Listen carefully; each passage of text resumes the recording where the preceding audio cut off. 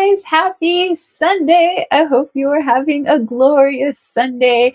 Let me know what you got cooked up for today, or maybe some shenanigans or cool things that you guys did this weekend, or possibly what plans you have for this upcoming week. But before we dive into all of those things, if you don't know who I am Tara with The Savage Wild. You can check out more about me by going down to that description box down below and clicking on the website www.thesavagewild.com, maybe looking for ways to help join the community, support the channel, either subscribing to the channel, yay, thank you for all of my subscribers, or heading over to Patreon or YouTube membership, or looking for various ways that maybe you just want to do like a one-time little donation to help out the channel, and everything is greatly appreciated. So, okay, we have quite the chat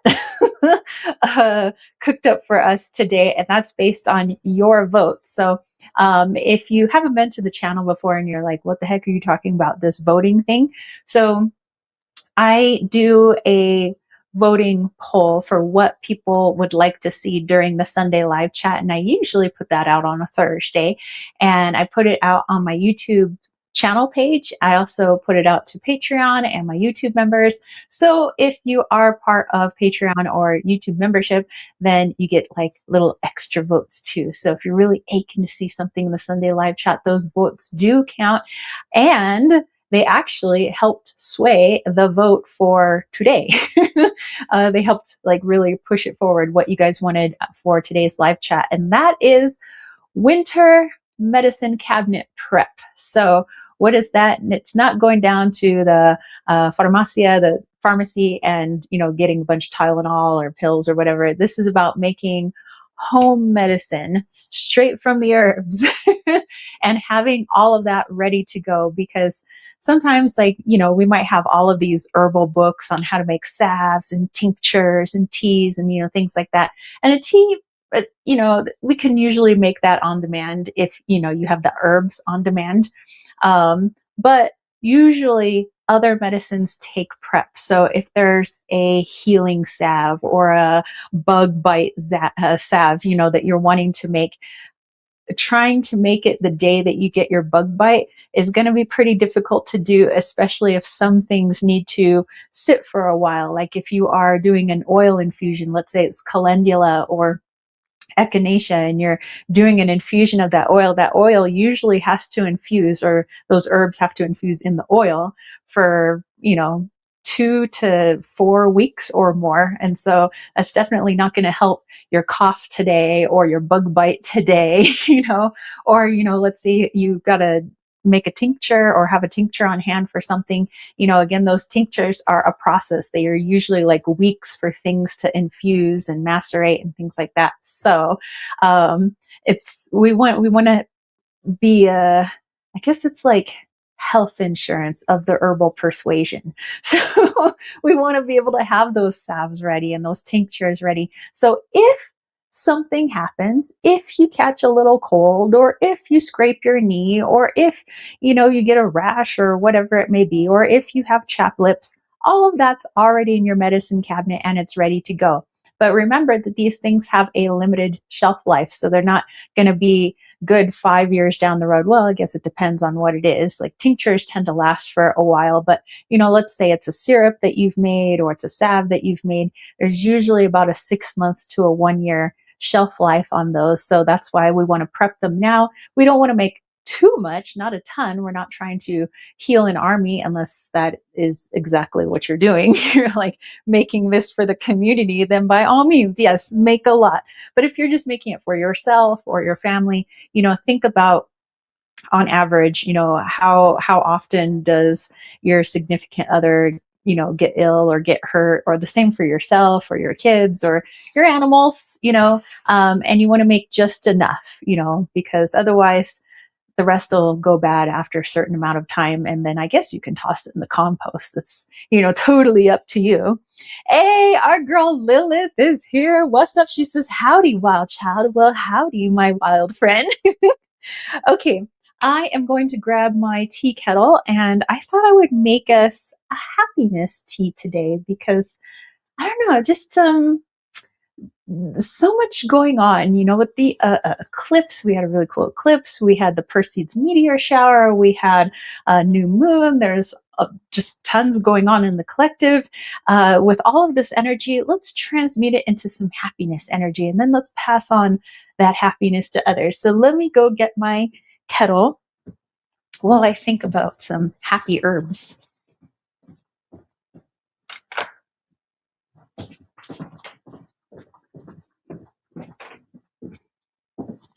Ha, okay. Water is ready. Okay, so for this happiness tea, let's see, what's good for the system? Bless you, sir. Vader's down there on the floor. I'm feeling maybe, let's see, where are you, madame? Ha. I'm feeling some red clover. Now, red clover is not only good for the female reproductive system, but is also really good on the nervous system and just helping to bring a chillaxed vibe to the party. So let's hang out with our friend Red Clover here, which, by the way, yesterday went on a walk by the creek that doesn't exist right now because it needs to be filled up with water. We need more rain and lots of snow this winter. But along with what is normally the creek, I saw a few like red clovers still hanging around. I'm like, hey guys, what's up? But yeah, so let's do maybe just like a little teaspoonful of red clover. And by the way, I'm borrowing Riley's mug because I think it's so cool. It's the Sasquatch mug he got for his birthday. I'm just borrowing it for today. Okay, let's put a little teaspoon. There we go. That's about a teaspoon full.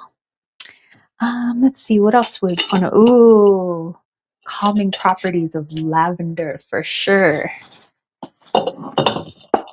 Because this is like calm, happy vibes, chill, happy vibes. Oops, that's mullein, not lavender. Haha, this is lavender.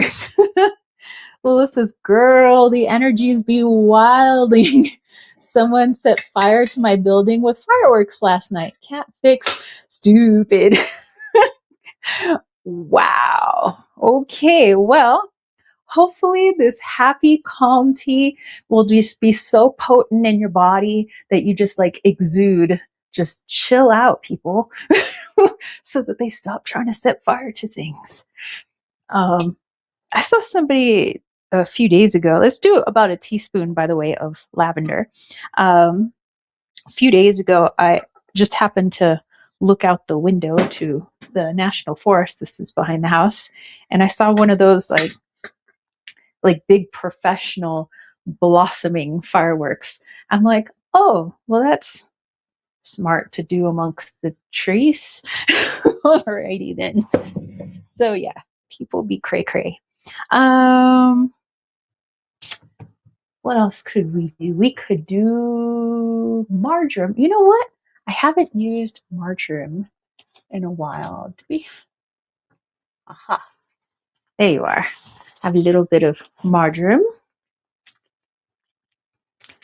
Marjoram also, if we're in this like cool, chill state, I would suppose it would put us in a little happy mood.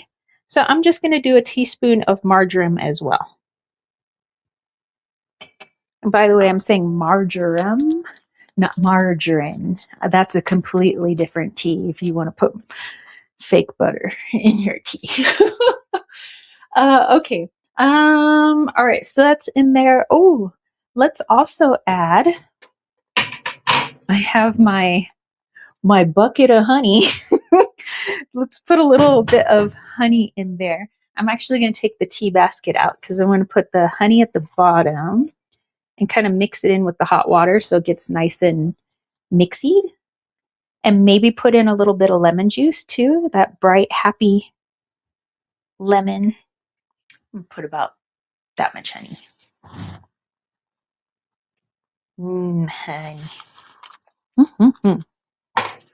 I'm gonna have some leftover fresh squeezed lemon.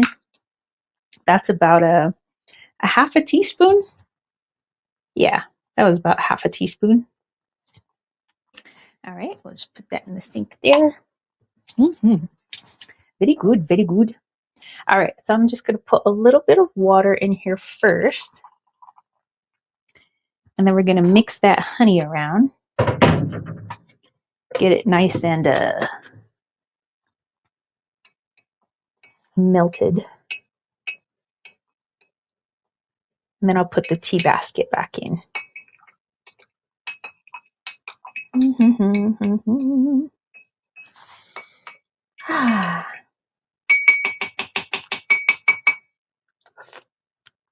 Yummy. Honey lemon water. Okay, now let's fill our tea basket up.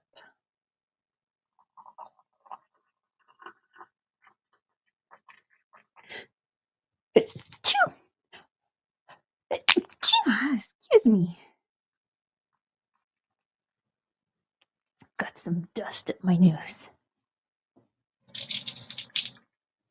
All right, I'm going to use the rest of this hot water to clean out my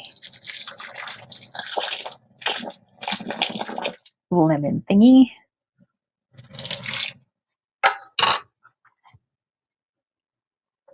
Sweet. All cleansies. Okay, I'm going to put my kettle back.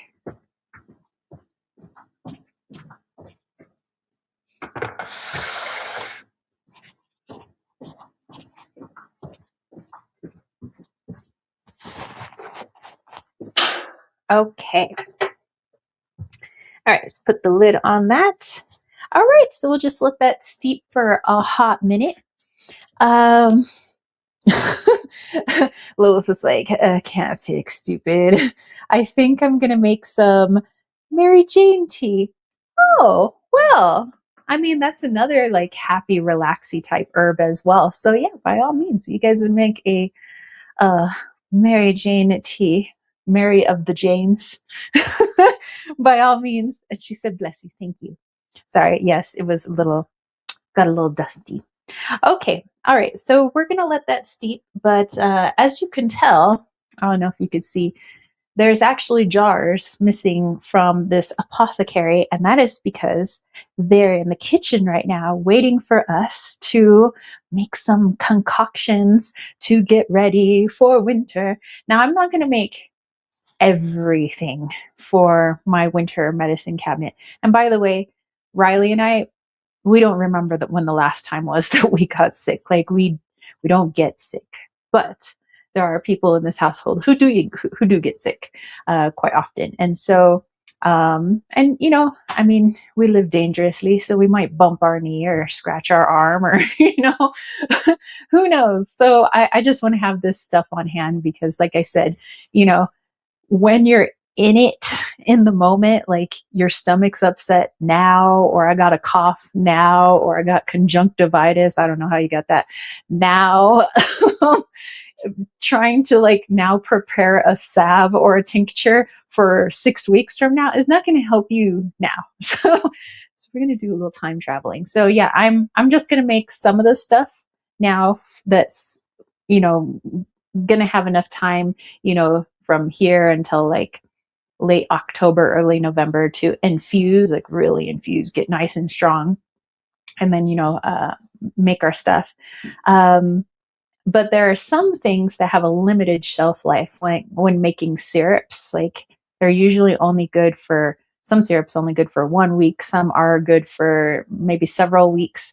And I'm going to make one of the syrups now because like I said, there are people who tend to have respiratory issues and, you know, get sick. And I know that as the weather is going to be changing more into, you know, from this late summer into autumn, that things happen. People get ill. So I just want to have that on hand. So that way there's syrup on hand. It's going to be like an elderberry and echinacea syrup that I'm going to make. So that'll be ready to go. And that should help tide us over until like real winter sets in, and maybe might need some stronger stuff, by in which case the stuff that we're making today will be ready for the future times. So yeah. All right. So let's head over to la cocina now, then the kitchen. We have to bring the honey with us because actually we're going to be using that honey. So come with me. Come with me, children and dog. Here we go. All right. So let's put this honey over here. Put you guys right there. I'm going to turn on the lights, although it seems kind of bright actually, but I'll turn on the light anyway.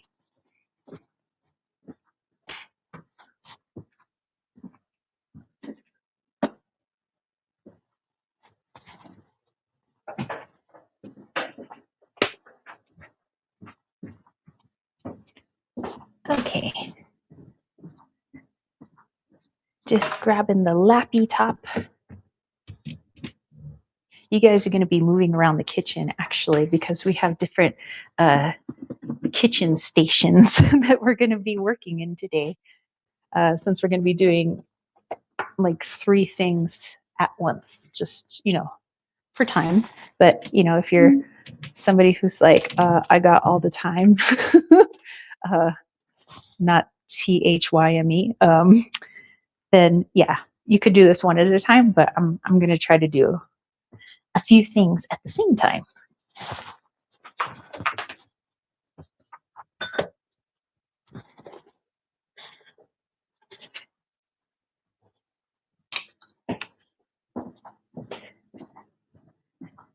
Okay. Had to go back for our delicious tea. Okie dokie. So let me show you kind of what's going on. So I have a bunch of stuff here. Oh, by the way, I made fry bread yesterday. So there's a bunch of yummy fry breads in here. And sometimes fry bread tastes good with a little powdered sugar on it. I like it with some honey. So I did have my honey canister out here, but do you guys want to take a peek?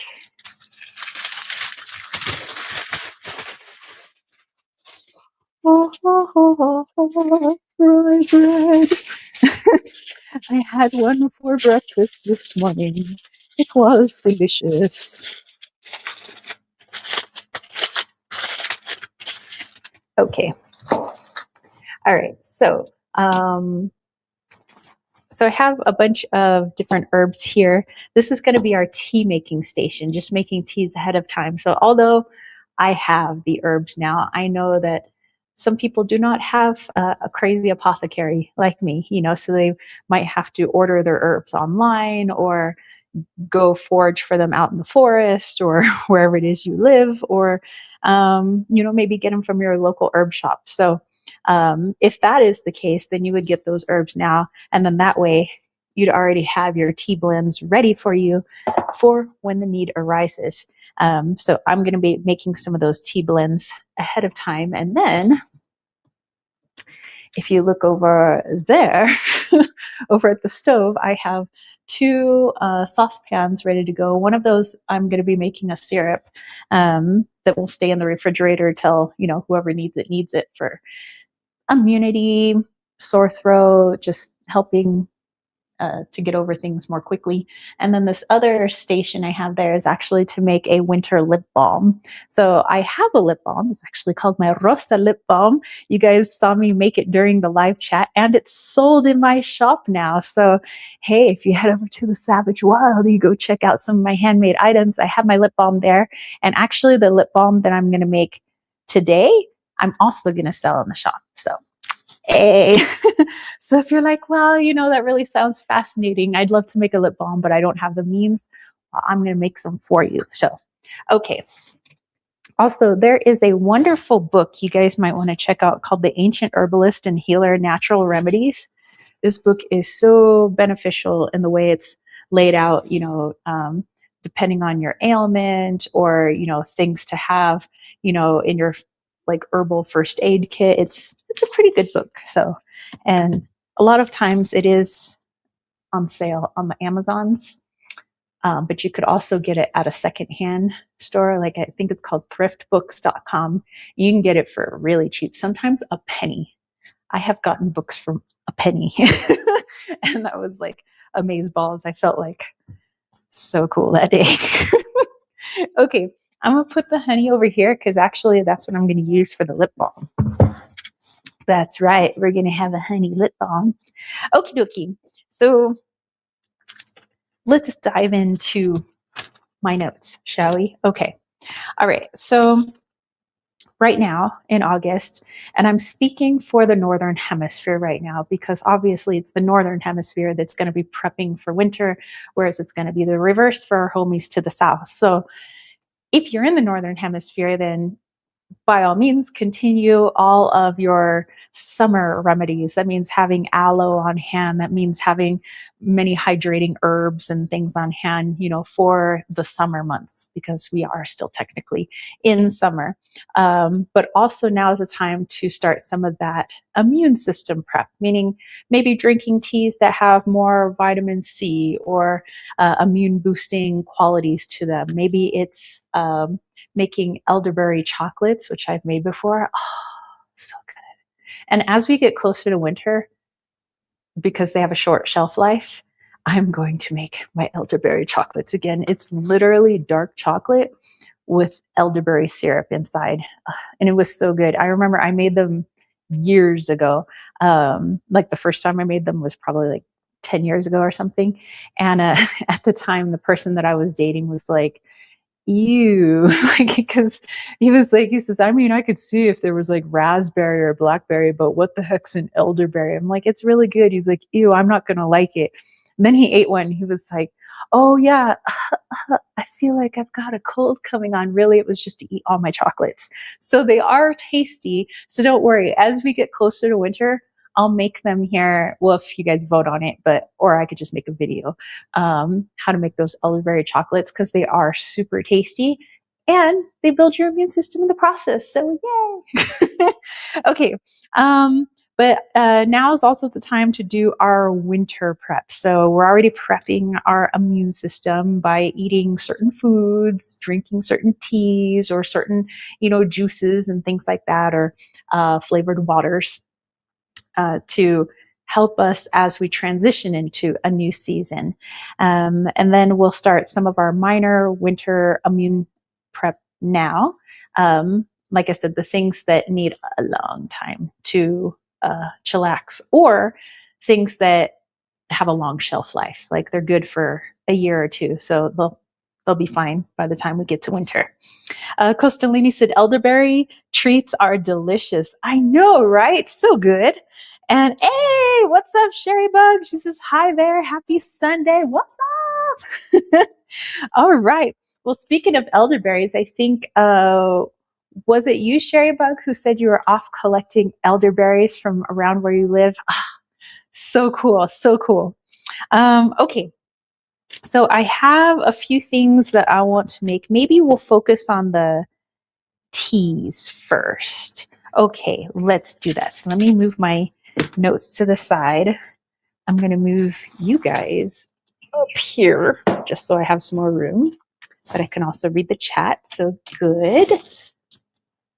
There we go. That's going to be perfecto. Moving over the fry bread. All right.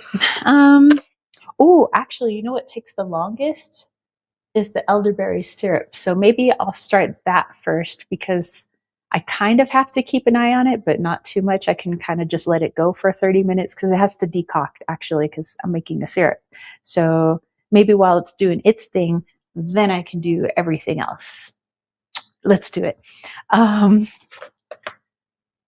Sherry Bug said, yes, I froze a bunch for future pie or muffins. Oh, so jelly, dude. That's so cool.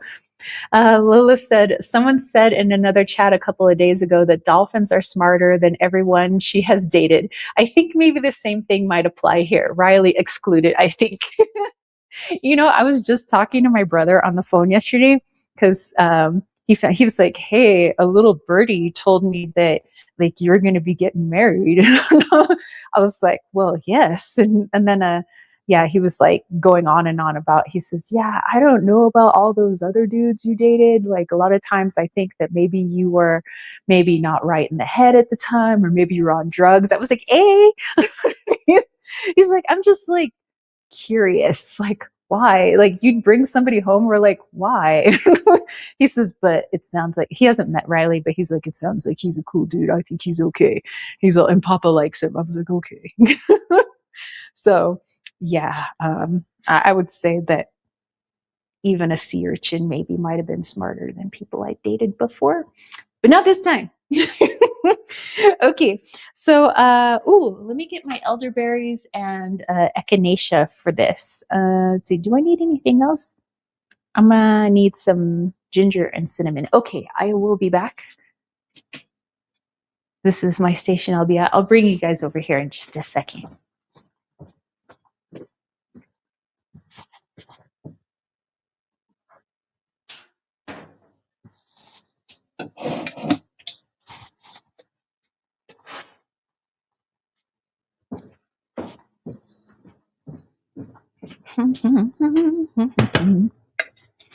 Okay, we need cinnamon and ginger. Let me get a big thing of cinnamon. And let me get some ginger.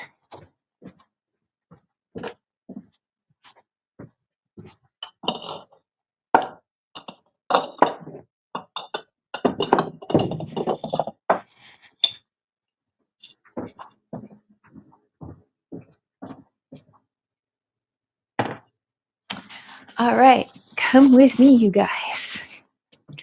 Let's head over. Yay! Let's see, maybe y'all can hang out here. I'll make room for you guys. There we go. Hey. Okay, we're gonna be working right here. Okay, let's see, what else might I need? Oh, my measuring cups and whatnot. That would be helpful for sure. Okay. Excuse me while I get my measuring spoon and measuring cups.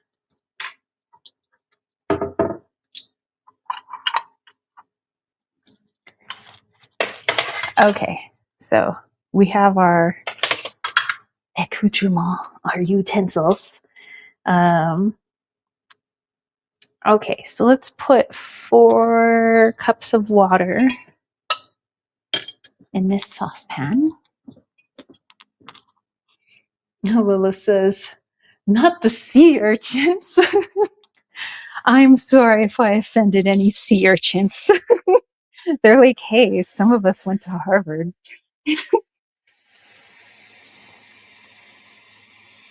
Okay.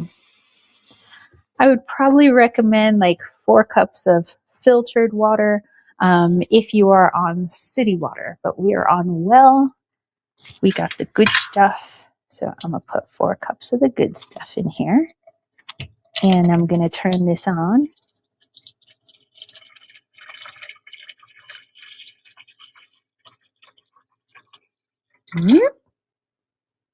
Okie dokie.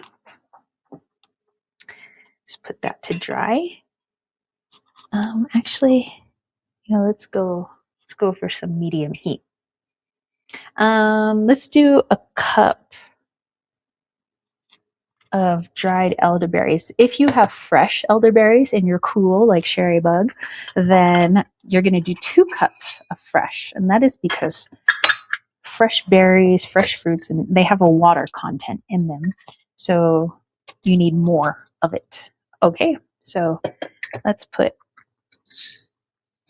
a cup of elderberry in here.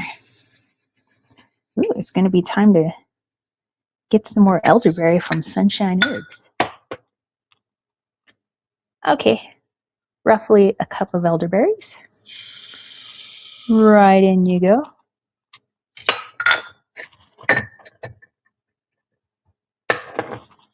Okay, then you're gonna, let me get my, okay, here's my tablespoon. That's cool. You're gonna want to put a tablespoon of echinacea.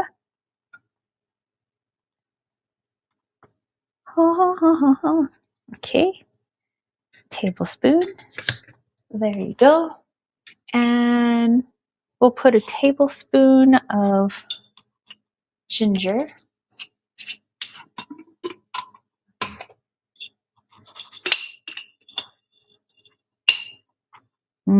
I love the smell of ginger. Ginger is so freaking good. So good for your gut too, especially if you have like tummy issues. Ginger is the bomb diggity. Okay. All right. I'm going to use my teaspoon now. Get my teaspoon out of here. There's my teaspoon. Fabuloso. I think I can put these away now. Make some room. Let's do a teaspoon of cinnamon.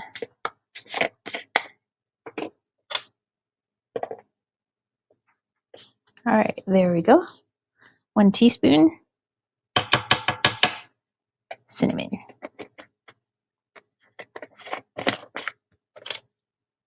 Okay, let me rinse these real quick.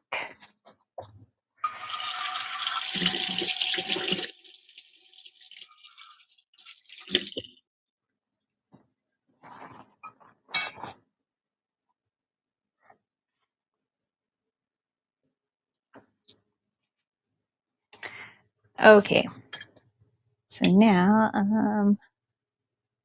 you know what? I'm going to turn it up to high because I want to get this to a boil before I turn my back on it. So I'm going to get this to a boil. Then I'm going to turn it down to a simmer. Maybe I'll put the lid on, just kind of let it simmer away for about 30 to 40 minutes, whatever you need to reduce it to half. So put 4 cups of water in here, so it would get reduced to like 2 cups, basically. So just kind of eyeball where it is, like the water level or the liquid level in your saucepan, and you want it down to half of that.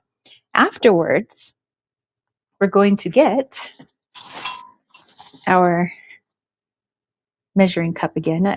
It's helpful if you have a big measuring cup because it's got a little spout on it, so it's easier for pouring.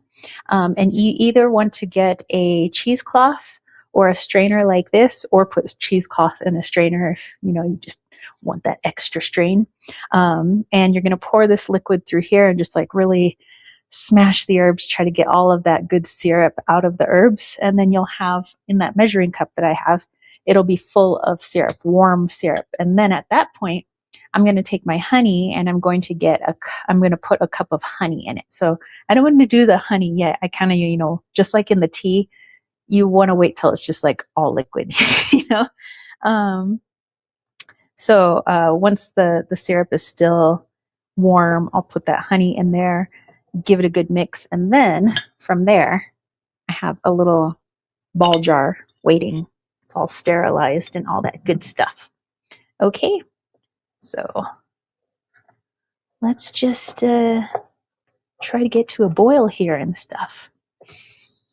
Oh, it smells so good, you guys. And by the way, so this syrup, it'll be good for about 1 to 2 months. And so adults will want to take like a tablespoon every 3 to 4 hours, depending on the illness, or maybe just a tablespoon a day if you're just doing like immune, boosting. If you have children over 2 years of age, you want to give them a teaspoon daily to increase their immunity, or give them a teaspoon every 3 to 4 hours for their illness. So this will be good for a couple of months. Keep it in the refrigerator. Ooh, it's starting to get nice and steamy.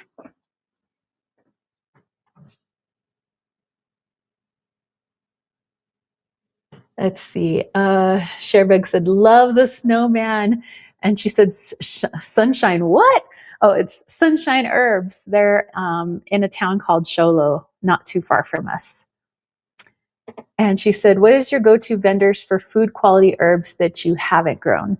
That would be Sunshine Herbs. But if it's online, I would do Star West Botanicals. I would do Frontier, which is a co-op. I'm trying to think. There might be one other, but those are the two off the top of my head. Oh, so sorry. It's Star West Botanicals, Frontier Herbs, and there's an online dealer of herbs that I like, and that is Mountain Rose Herbs. So Mountain Rose Herbs, I believe, gets their supply from Frontier and Star West. Okay, so let's turn this down now. I think we're starting to get to the boobly phase. Ooh, we are in the boobly phase. Me likey. Okay. Yummy.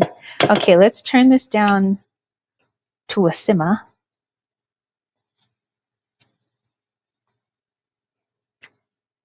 Simmer down now. Calm your herbal titties. Okay. I think that's simmery. Maybe a low. Okay, I'm waiting for it to calm down before I put the lid on. Ooh, that's going to be good stuff.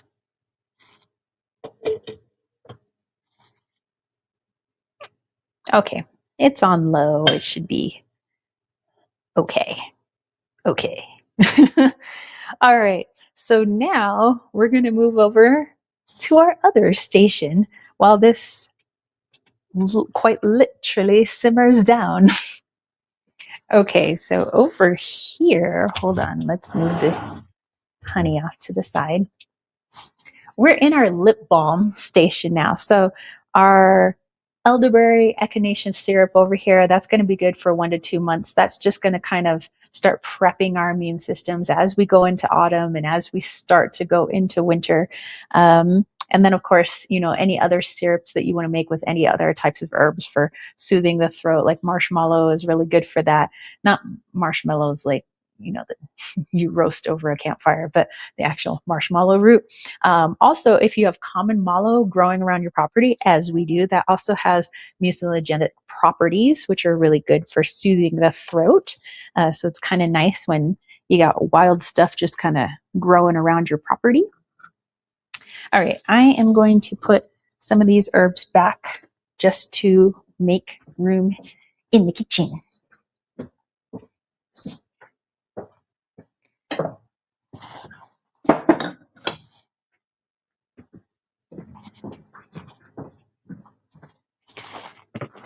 Okay, put the ginger back. Hello, Vader.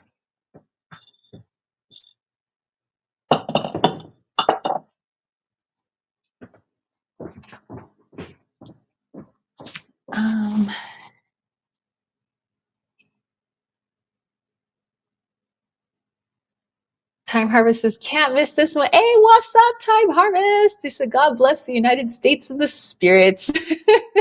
Well, it's like, you really can't. God bless chicken legs. Cocorico. Sharebug says, there used to be a honey seller at the Saturday morning market in Globe. I bought the best mesquite honey from him once. Ooh, that sounds so good. Yeah, the honey we have is local clover honey. Also super good. But I've had mesquite honey. Freaking the bomb, dude. Time Harvest says, what a coincidence. I just bought yesterday raw honey straight from the forest cultivation. I'm guilty to say I ate 500 milligrams of it in one sitting. A big bear walking around. Hey man, I have eaten a lot of honey in one sitting. I mean, Siren saying, you're early today. Yeah, I wanted to try out noon again. It seemed like more of our friends were more able to make it during noon. So, trying out a different time. Lilith says, Tara's accommodating us night owls. Siren's like, night owls, it's 2:35. Well, night owls across the world. Siren says, true, but still, I wasn't expecting Tara to go live until 4. Yeah, I, thought maybe noon might be apropos for some of our friends.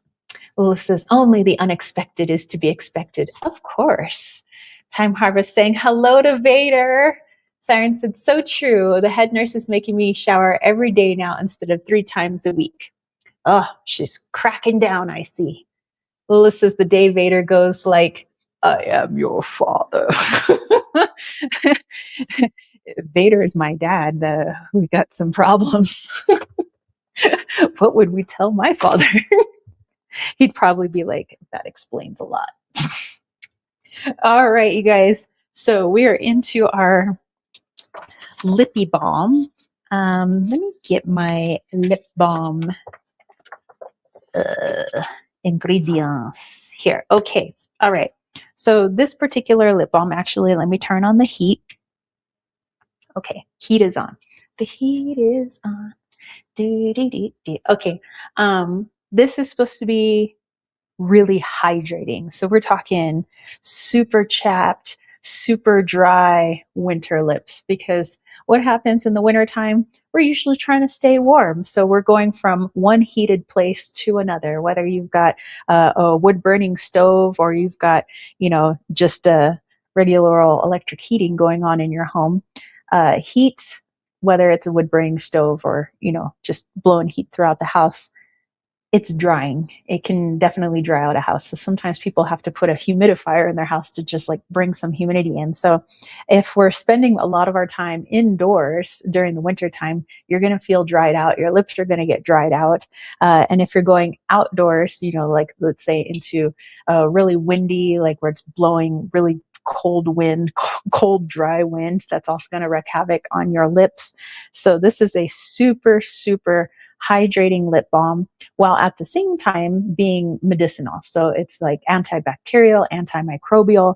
We want to make sure that no nasties are lingering on our lips while we're licking our lips to try and keep our lips moisturized. So, okay, what I'm going to do here is get some shea butter. So this is 100% raw African shea butter. You also want some coconut oil. I have the unrefined virgin coconut oil. You also want some vitamin E. Not only is it good for your skin, your labios, your lips, but also it helps to extend the shelf life of your lip balm. And that is what we want. And then get yourself some honey. Now, it doesn't need to be a gallon of honey, but, get yourself some honey. And I do recommend raw local honey, because local honey helps with allergies. It helps to build your immune system utilizing the environment that you live in. Like honey is the freaking tits for a lot of things. Okay, so what we're going to do is put 2 tablespoons of shea butter into here. So I have my handy dandy spoon here.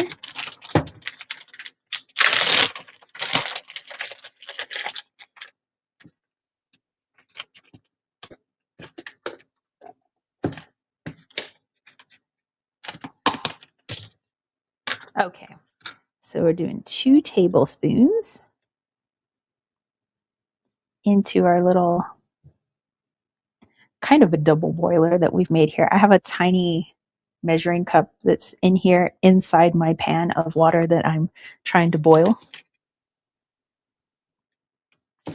I would use normally my crock pot that I use specifically for abs, salves. Yeah, not for abs, for salves. But this is such a small mixture that I don't think I really needed to bring out the big guns. You know what I mean? Okay, so that's about 2 tablespoons of that shea butter. And let me wipe this off. Or wipe it off on your legs. I mean, it's shea butter. It's moisturizing.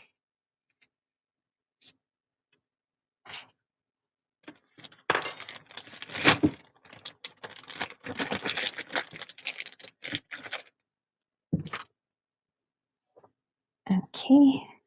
Actually, I'm going to put some on my hands. It's going to be quite nice.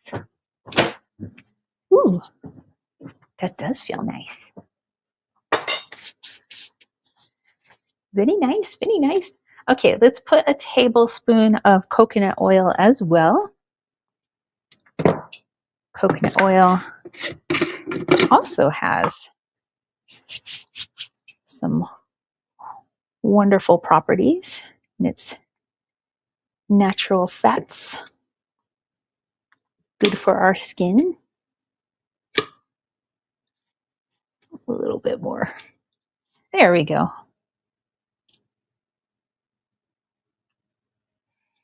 And again, if you get any coconut oil on your skin, we'll just rub that right in. It is good for your skin.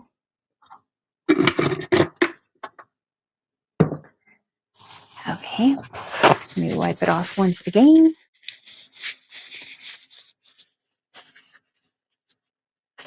Okay, next I'm going to put in a tablespoon of honey. So let's make some room here. Let me put this coconut oil away.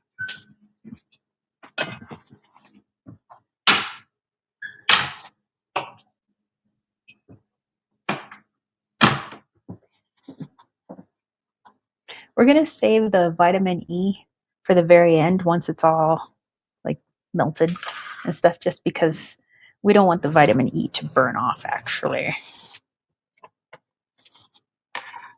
All right, now let's do a tablespoon of honey.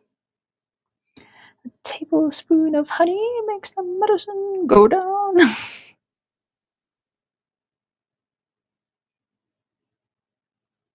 Okay, by the way, I washed my hands just in case anybody was wondering. Oh, there's gonna be some yummy. Delish. You're probably going to be like licking your lips a lot, which I don't encourage that you do, but I'm just saying it's going to be a tasty lip balm. Putting my honey back over with my fry bread.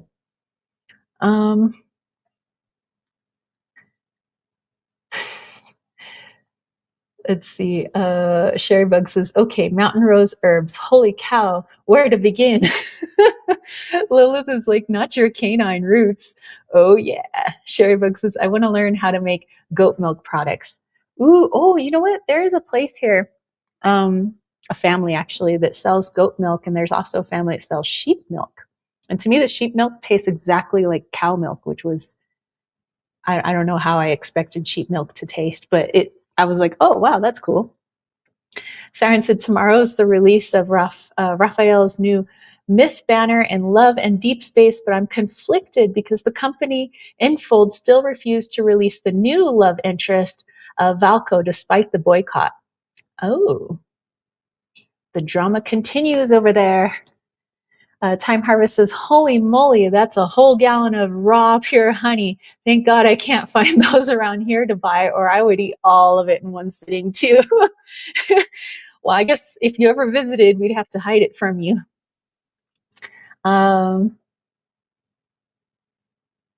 Lilith loves my shirt. Yeah, a lot of people were commenting on it today. Sherrybug said, Shitulu is how shea butter is said in Bambara. My neighbors and Molly used to make it. Smells awful, really. They eat it there, though. And Melissa's chicken honey legs. Let's go. Or honey chicken, rather.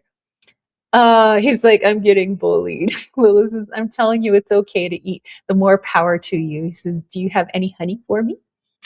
And she said, need to find local raw honey. Shapeshifter's here. He said, isn't that a lot of honey, though? Yeah, it's probably going to last until my next lifetime, but that's cool. I'd rather, Time Harvest said, you're right. Siren said, Valko was supposed to be released June 30th. Oh, wow. Lilith said, hide the honey. And she said, it's August now. Well, yeah, it's been a hot minute. Okay, let me stop licking this tablespoon and actually clean it maybe. And by the way, all of those things that I'm putting in for the lip balm, they're, they can be in your diet. I mean, you could eat shea butter. It's not going to hurt you. Probably is not going to taste great. but it's not going to hurt. Okay, let me get a chopstick. It's almost all melted. This is fabulous.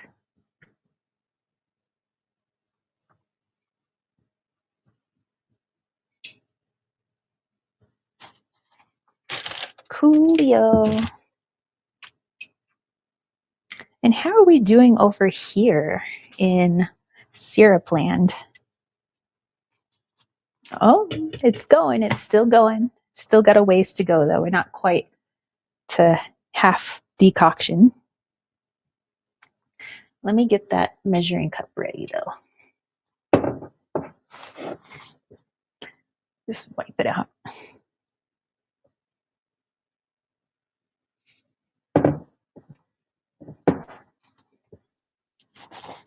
Okay. Just get that ready over here. Okay, so that's still simmering. This is melting. Yay!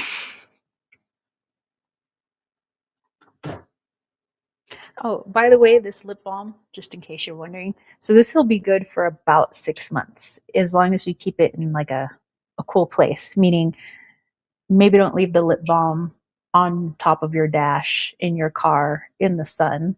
That's going to just make the ingredients break down that much faster. And although they will break down over time, let's extend that shelf life to the whole 6 months. So, I mean, you don't have to keep it in the fridge. You could if you wanted some extra cooling action, but since we're going into winter, you probably don't want it more cold. So that's more like for like summer lip balms that you would make. You'd probably put them in the fridge. This, just, leave it on your dresser, put it in your medicine cabinet, leave it on the counter. You can carry it with you, have it in your purse or man bag or fanny pack or whatever. And I have some lip tins here, and these are the tins that I use in my shop. So my Rosa lip balm is in a tin just like this. And then I'm going to put my shea butter and honey. Maybe I'll give it a cool name. And I'll put that in the shop as well. So I'm gonna have a little bit for us here in the house, and then the rest I'll put in the shop. And I can always make more for the shop too.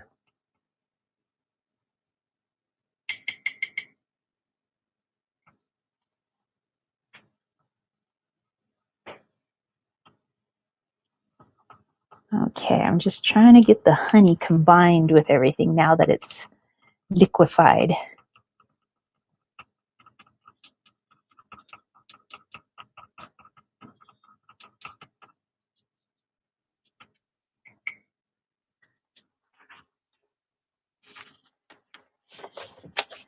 Okay.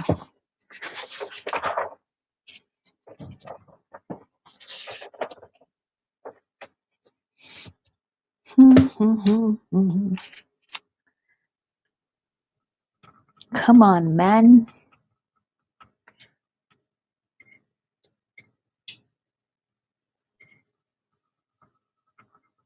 And you will need some oven mitts, by the way. You don't want to burn your little fingers. Oh, hey, by the way, my fingers are looking awesome now.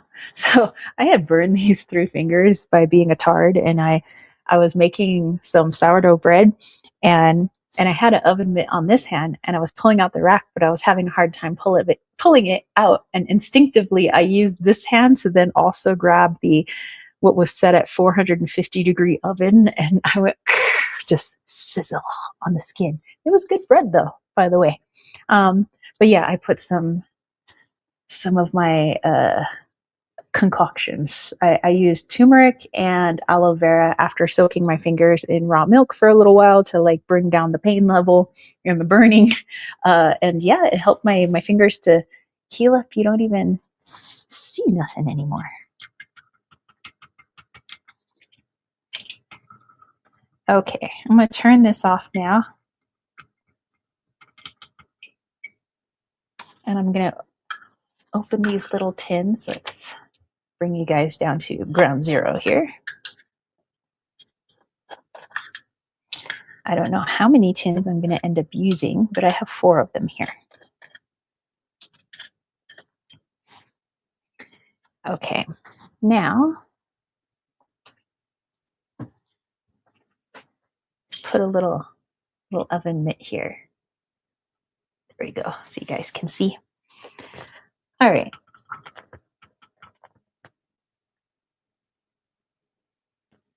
I'm going to take this out of the burning water.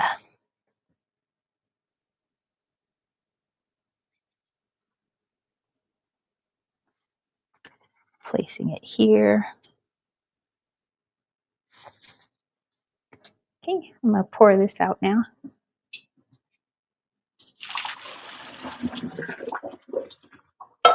Okay, we'll get to cleaning that in a hot moment. All right, so just continuing to keep this pretty well mixed. And now I'm going to put just a few drops of vitamin E oil. It doesn't take much. 2, 3, 4. 4 drops. That sounds good. Okay, we'll give that a little mix again. Remember, this will be good for about 6 months if it doesn't get overly hot.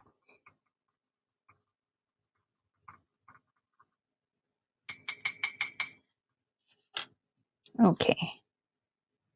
Oh, okay. I was just making sure I'm not going to burn my hands off. All right, let's pour it in these tins, yo. Wait, hold on. I want to make sure the honey's in there.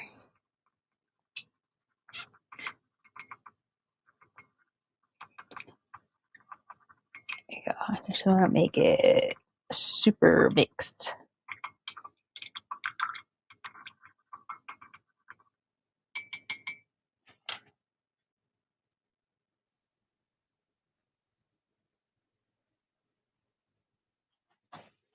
Okay.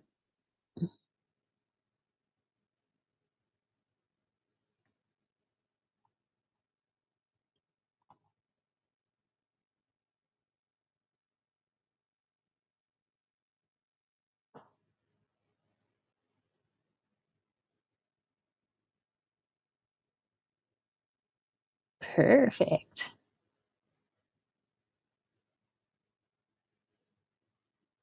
Very nice.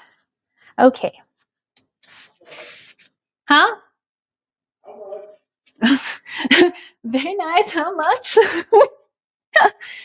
All right. So to make cleanup easier, I always just take a paper towel and I clean out the inside of what is a still warm, either crock pot or measuring cup, whatever I had my oils in, my shea butters and things like that. Just makes it easier to clean up at the sink. Plus, you probably don't want a lot of that going down your drain.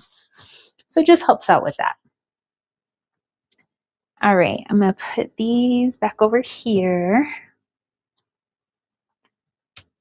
Okay, so we still have our elderberry just doing what it do. I'm going to let these just set up on the counter. So I'm just going to very carefully move them back here so that people don't bump it. Okay, let me throw this away.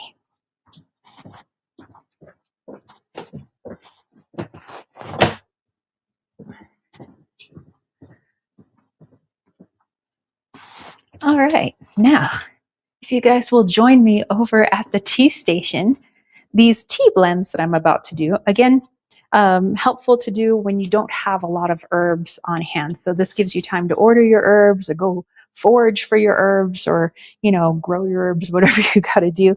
And then you can make the blend ahead of time. And that way, and you might want to label it like, this is a stress relief tonic, or this is my immune boosting tonic. This is my upset tummy tonic. And then that way they're just there, they're blended, and they'll be good for up to a year. Again, stored in a nice, cool, dry place away from sunlight where it could break down the potency of your herbs. Okay. Let me go back up here. Sherbuck said, shea butter kind of tastes like sweaty socks. Hmm. You know, I can imagine that. I can. Because it smells good, but I imagine the taste, yeah, not so much. Um, Shapeshifter says, Lila's still mad at me. And she was saying she's not mad. And Siren says, Love and Deep Space releasing a myth banner is basically them trying to tempt players back, which is really, really sad because Raphael's my favorite. Aw. Um,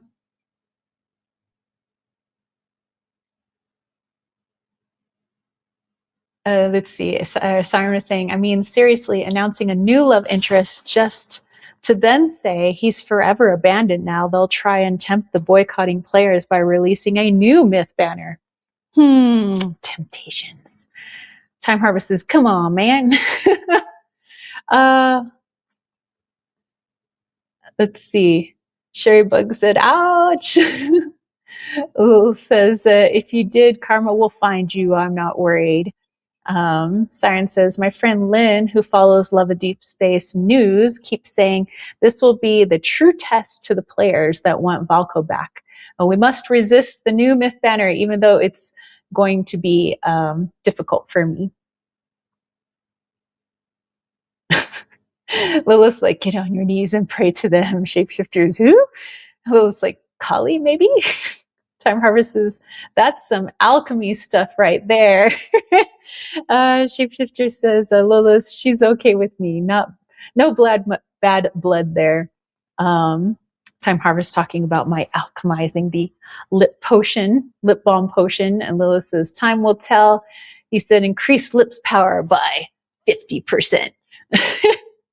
Reminds me of that movie Anchorman, which parts of it I think were funny. And the only reason I watched it is because it takes place in San Diego and I'm from San Diego. But anyway, where it was like, what was the name of the cologne he used? Like Panther cologne or something. This is worse 50% of the time, all the time. Lilith says, I'm getting ideas. Costolini says, why are you tasting sweaty socks? You know, I hung around teenagers a lot. I didn't taste their socks, but they smell and their socks smell, especially hanging around the track kids and hanging out in the wrestling rooms. And I don't know why everything smells like Funky Dorito. They need to wash those things. Shapeshifter's like, was that a threat? Lilith says, me? Threatening what? Who? Also, if I was, it wouldn't be a question. Ooh. Okay, let's get to making our teas. All right, so we have our herbs lined up there. I'm just going to do a quick peek at my syrup real quick. I just want to see if we're down to half yet. We're almost there, actually. Cool. I like it. All right, let's back you guys up just a hair. Okay, let's do basil and lemon balm. So I have some lemon balm from my neighbor's garden, and I have some holy basil here. Holy basil doesn't quite taste like the sweet Italian basil that people are used to in spaghetti and pasta dishes. Holy basil, usually used, which is also known as like Tulsi. But holy basil is usually used like in incense blends and like deep healing blends because it has kind of a almost a bitter taste to it. But technically, the more bitter the herb, the better it is for your digestive system. So just like keep that in mind, like things like wormwood or black walnut, which actually we're going to talk about today. Things like that. They're just like marshmallow root. You're just like, that's bitter. It's really good for your system. So if you could choke it down, it's really good for you. Okay. So this is going to be a calming energy blend. So, that reminds me of my tea that I made earlier. Speaking of calming energy, This is like a calm, happy tea that I made. Let's give it a taste. Mm. Ooh, that's really good, actually. Alrighty. Time harvest is theoretically when we smell things, we can imagine the tastes. Yeah, it's funky how all our sensories all work together like that. Lois says that's the way to never eat Doritos ever again. It worked. Shapeshifter says, wasn't a serious question, by the way. Siren says, I actually used to taste smell when I was younger, especially when mom gassed up the car. Yeah, I know there's a lot of people who it's like they taste to smell. Some people like can smell color, you know, so it's just interesting how we can work our senses, you know. Lilith says, it wasn't a serious answer either. Time Harvest says, Siren, not so bad, huh? I could still taste smells to this very day. Lilith's like, it explains a lot. And Siren said, Time Harvest, I feel sorry for you. And he said, I feel too, but it has good smells out there too. And Lilith says, that's the Claire that gives you a sense of smell. Oh, it sometimes feel like I have that. It's a not sentience? Sense. Clairsense. I forget the one that's the olfactory. Claire olfactory. Okay, so the reason I'm going to be using this holy basil, which I am actually growing some holy basil. I have purple basil and holy basil growing. I was like, yes, the ones that didn't get eaten by all the grasshoppers. But holy basil and lemon balm have that cool, calming energy to them, you know, when we might start to feel sluggish as we get towards the colder months, when all we want to do is just sip hot cocoa and get wrapped up in a blankie and stare at everybody outside. But, you know, things still have to get done in the wintertime too. You know, it doesn't mean we need to be, you know, A-type personality all time, you know, every time, all the time. But definitely it'll help give you a little pick-me-up boost. So it has 2 powerful adaptogens that promote that calmness to help reduce the stress and support balanced energy. Like holy basil, like I said, it's also known as Tulsi. It's an Ayurvedic medicine, and it's used for its basically stress relieving properties. It helps to regulate cortisol levels, which, you know, sometimes during the wintertime, depending on the holidays that you celebrate, people might get stressed out, and stress releases that stress hormone, which is cortisol, which holds on to everything basically. And that's how we get that little like poofy tummy, you know? So we want to reduce that cortisol levels and reduce the anxiety and also enhance our immunity in the process. But also, you know, obviously giving us our boost of energy. Now, Siren is going to like this because she says mint has been stalking her. Well, lemon balm is in the mint family. And it's been traditionally used to ease anxiety, help improve our sleep, boost our mood. It's calming and relaxing, but without putting us to sleep, like valerian or something like that. But together, yeah, they have a balanced, relaxed, while boosting energy. It's good for stressful times, you know, in the winter or getting close to winter, like autumn through winter. So like Thanksgiving, Christmas, you know, without having us break down because of fatigue or mental strain. So it helps to give us some mental clarity as well. So what I'm going to do is I'm going to put some in my little wooden mortar and pestle here. You know what? Let me get my spoon. I forgot my special little wooden herbal spoon.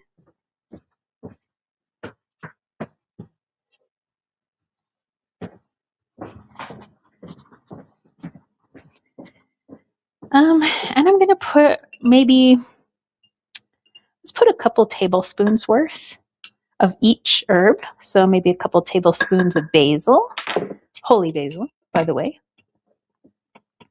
Oh, that Thai lemon basil that I'm growing right now, that, you know, once I harvest it, there's going to be a lot of basil, but I've already harvested some of it. Oh, it smells so freaking good. And the lemony flavor that it gives my teas. Oh, I can't wait to try it with like food. Like using it as a seasoning is going to be delish. Okay. Let's also put in some lemon balm. Now you can use lemon balm powder, and I was going to, but like I said, I wanted to use my neighbor's herbs. So let's do roughly a tablespoon of this as well. Now, when it comes time to make a tea, because you need that energy boost or you need to chill out, you're going to put about 2 teaspoons in a tea strainer or directly into your mug, about a cup of water, and you can add lemon, you can add honey, if you want, but it's not mandatory, but it makes it taste yummy. Okay, so now I'm just going to blend this up. And let's look at what you guys are saying. Lilith says Clara Gustins, Clara olfaction. Yeah, Clara smell, basically. Time Harvest says, I think I have it. I can also taste smells with my finger in my eyes and sometimes skin parts. Sounds crazy, but it's true. Doesn't sound crazy. I mean, humans, we do some interesting things. We're all X-Men. He said also one of the reasons why I don't use any skincare products or hair. Well, I could see that. Lila says, I don't want to know where your fingers have been. He's like, she's like, the honey pot, Lila says, orgasmically good. Time Harvest says, Lilith, don't start what you can't finish. Oh, the lion has entered the room. She's like, stir it up, little darling. Siren says, on the bright side of my gaming problem, I finally got Rin Tosaka in Honkai Star Rail. Oh, the Shapeshifter said, not sure I'm going to find any of this, but want to try this one. Well, I would say if you don't, technically holy basil, you might be able to find in India. Lemon balm, not sure, but you might be able to find an herb that is similar, has similar properties of like calming, but not putting you to sleep. And then just, mix them up together, add a little honey if you want, add a little lemon if you want, when it's time to make that tea. Lilith says, I know nothing. I'm Jon Snow. Okay, I think we have everything's almost blended in here. What do you guys think? Looks good to me. Okay, so let's put that in our first little jar. And so after the chat, that's when I'm going to label everything. I'm going to put a fancy little label on my lip balm. I'm going to add a label for my elderberry, and make sure you put the date.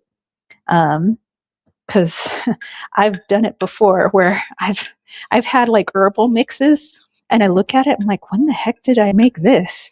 Was it 5 years ago? Was it 5 minutes ago? I have no idea.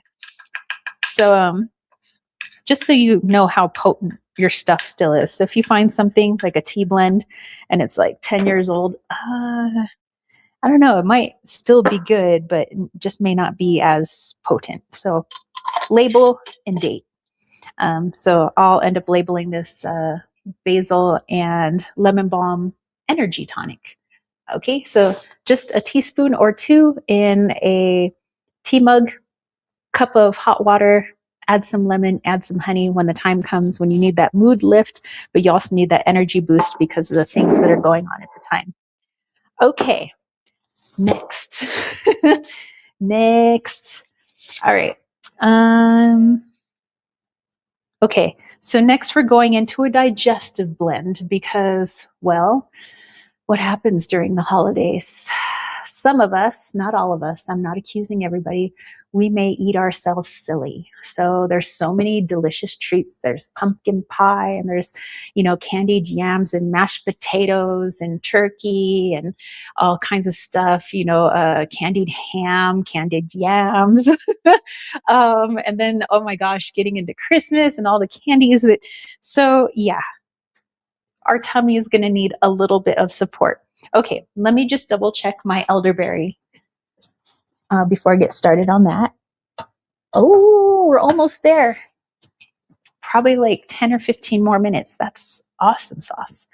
Okay, so fennel seed. Usually, like if Riley's ever having some tummy troubles, I usually always put peppermint and fennel in his tea blends that I make, and I might also add in ginger sometimes. I might also add in like cinnamon, just to like, depending on what kind of tummy ailment he has.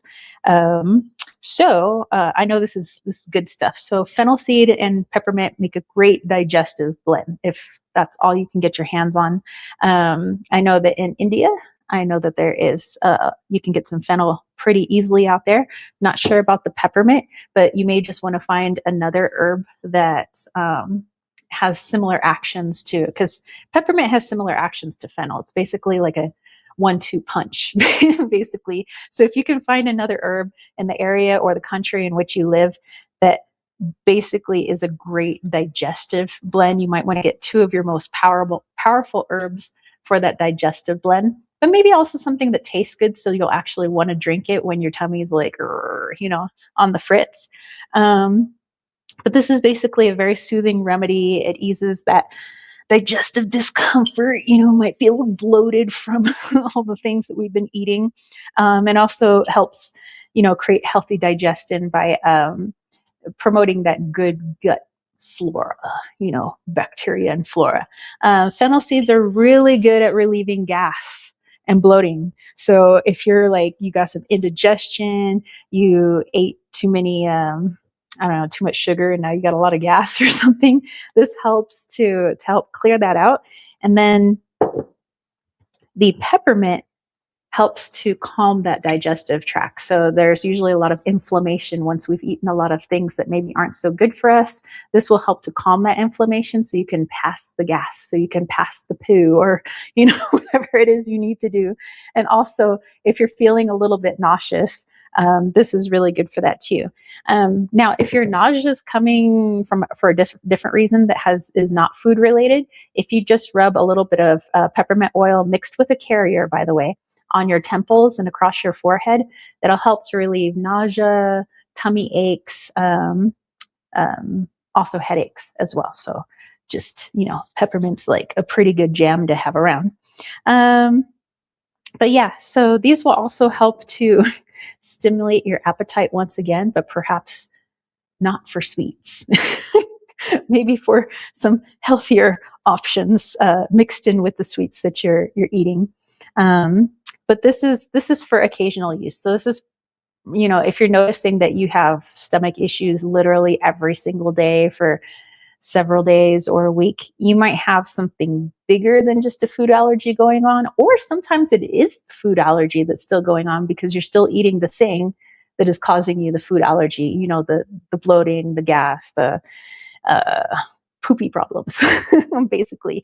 So I'm going to do what I did with this tea blend here, and I'm just going to put about a tablespoon of fennel and a tablespoon of peppermint.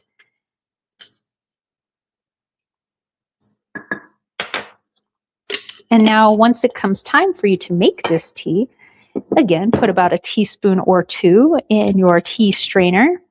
Mix in some honey if you wish, and a cup of boiling water. And just let everything steep for, wow, my little rubber thing is finally busting on this thing. Let it steep for about 5 to 6 minutes. Speaking of tea, let me sip my other tea. Let's see what you guys are. Shapeshifter says, except the holy basil, I have that grown in my house, but thanks for the modification. You're welcome. Sherrybug says, you make me want to go forage herbs. It's good for my soul. You should. Dude, I'm always out there, like, even if I don't need certain things, sometimes I just want to touch them. I just want to be out there, Lilith's like, there are worse hobbies, a side of diabetes for Christmas prezzies. It's like, diabetes for Christmas, you shouldn't have. It was like cool beans in awesome sauce. Siren says, my battery is dying. Gotta go. Give me strength to resist the temptation for tomorrow. We give you fennel and peppermint strength, my friend. Be well. May the phone charge be with you. Shapeshifter says, yep, fennel is used in regular cooking as well. And Lila says, I despise fennel. You know, it's an acquired taste. I don't particularly like fennel all that much, but I know that it's good for my tummy. So when I'm like really in a pickle, I will put some fennel in there, but I mix it with other herbs too. Like I might put in a little bit of cardamom, might put in some ginger, might put in some cinnamon, and then it starts to taste more like a curry dish. And I like curry. So I'm like, okay. But if it's just fennel on its own, I'm like, eh. But fennel and peppermint, like I like peppermint. So yeah, I feel you on the fennel. But yeah, perhaps acquired taste. Sherry Buck says, added fennel seed to mountain rose cart. She's like, and dink. Lola says, bro, I can't stand it. That would be a shitty problem to have indeed. Sherry Buck says, okay, I love the wooden spoon. Yeah, I forgot where I got this, but yeah, it's just become like my little herb spoon. So anytime I make my teas or my herbs, I feel like I have to use my special little spoon. Shapeshifter says, Sherry Bug was about to say that. And Time Harvest says, wooden spoon looking like Harry Potter wand. Heck yeah, I'm making magical teas over here. Okay, so I'm going to blend this up. Again, I'll date this, label it, but not date it like it's going to take me out for dinner. I'm just going to put a date on it. Okay. All right, this will be our digestive blend. Sweet. So let's put that in here. Okay. So maybe I'll call this holiday food SOS. Holiday food SOS. Maybe I'll call the first blend that's, meant for giving us energy, but also calming our mood. Maybe I'll call that one help. Help me tea. Okay, help me tea. Food SOS. All right. Lastly, let's look at what I have here. All right. So because we're going to be in and outdoors during wintertime, as it gets colder, we're going into warm places, back out into the cold, back into warm places, back out into the cold. Not only is it very drying, hence why we have our lip balm, but it also, it could, mess with our respiratory system a little bit. You might start to get a runny nose. You don't necessarily have a cold or anything, but just the respiratory system's like, what the heck's going on? Is it hot or is it cold? Tell me what is happening. Time Harvest says, speaking of wand, do you use those for your witchcraft stuff or did you stop that too? I have some of them around, more like utilizing them during prayer, I would say, because there's a mixture of certain woods from trees, that are here locally and, either rocks or crystals that are also local. So to me, it's like holding the forest in your hands, those wands. And so to me, they're akin to like a native prayer stick. So, if I'm ever in prayer, which I have prayer sticks, but I can also use my wands as well. So I didn't give those up. I still have them, but I just utilize them for prayer. Sherry Bug said, I for sure need some wooden utensils. They are so cool. I need to take an Amish country trip. I think I can find wooden bowls and utensils there. Oh, dude, that would be super cool. Yeah, for sure. Yeah, I try cooking for the most part using wooden utensils. I don't know. I just, something about it. It just feels like it changes the taste of the food or the herbs, the teas just a little bit. Shapeshifter says, that's a spoon that looks like it won the birthday competition with other spoons, or the birthing competition. Heck yeah. And Lilith says, Wingarium Leviosa. Okay, so for that respiratory health, like I said, we're going from hot to cold, hot to cold, hot to cold, and that's going to mess with our respiratory system a little bit. So I want to use some thyme and I want to use some sage. So sage and thyme, they're both soothing for that respiratory health. It combines anti-inflammatory, which we want, antimicrobial, especially, when we're stuck indoors with a lot of people and they're getting their cooties all over us, Sage, sometimes it's just sage. Like if I feel like there's a tickle in my throat, I'm like, boom, I'm just having pure sage tea. And that, like, for me, knocks out everything. But thyme is also really antimicrobial as well. So this is like more potent, like heavy duty potency. Like you're bringing out the big guns here.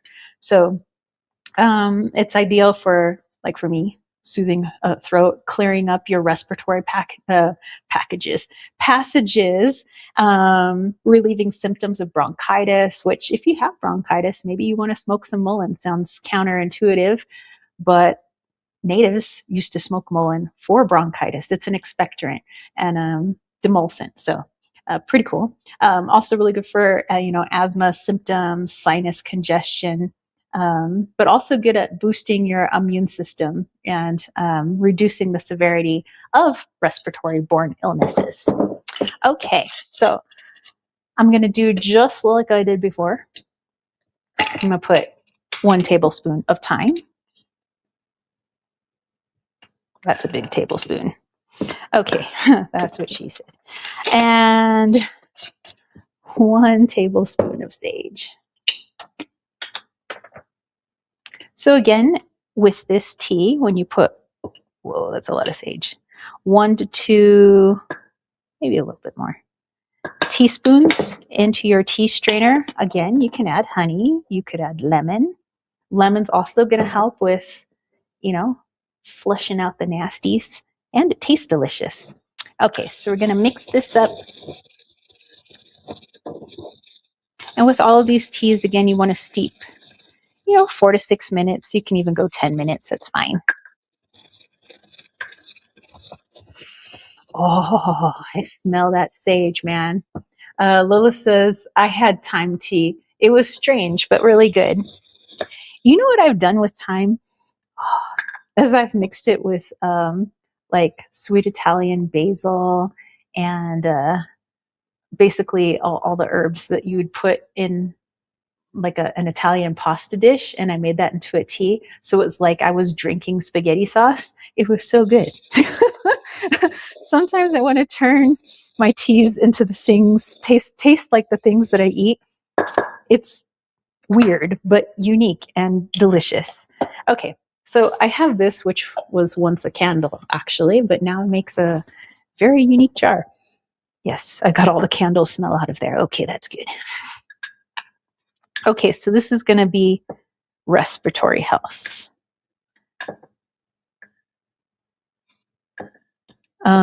Maybe I'll call this tea Need a Breather. Can I get a breather?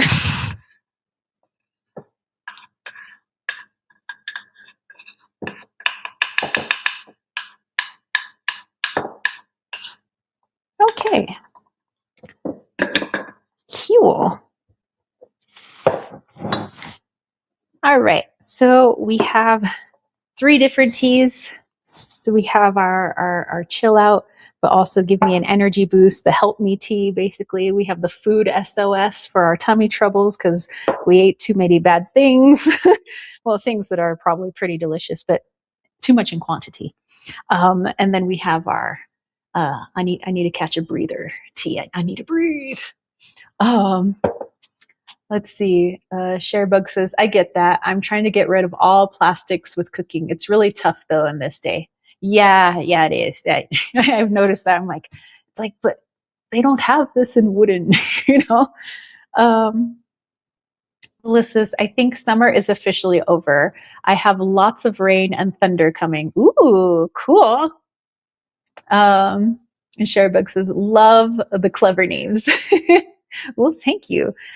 Speaking of winter is coming, Riley and a friend of ours were driving up near a place called Greer, which is not too far from here. And there was already snow alongside the road. And I made a YouTube short on it. So if you guys want to go check it out, I actually put the Game of Thrones music, you know, the Song of Fire and Ice. Because I was like, what? It was just like, dude, it's August. But I think that's just like some foreshadowing that we're going to have a really good winter. So I'm like, heck yeah, let's do it. Bring on the snow, man. Okay, let's go back and check on our elderberry. It should be just about done now. Okay.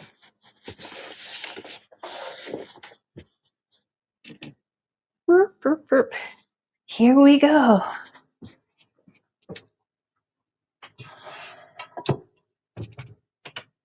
All right. And we're back to the elderberry goodness. Okay. Just clean some things up here. Bring maybe my tea over. I'll clean these things in a moment. Okay. I have my tea. We are back.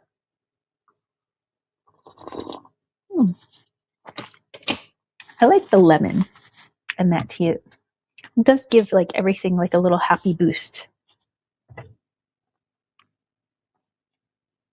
All right. Check it out, y'all. So it's at about half. Let me.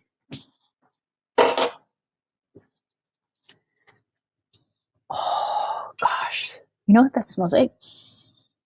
It smells like Christmas. Okay, so I'd say, let's see, where was our water level? We were about up here.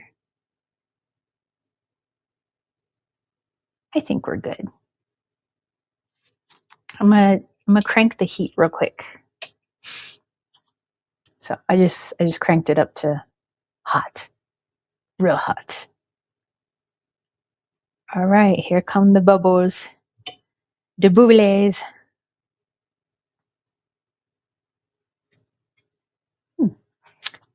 I have a piece of lavender here.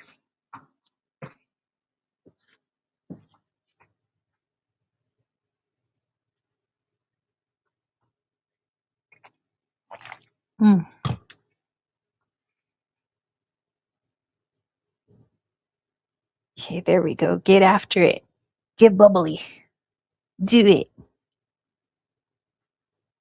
It's like we're so close to half. Like I just want to burn off just a little bit more.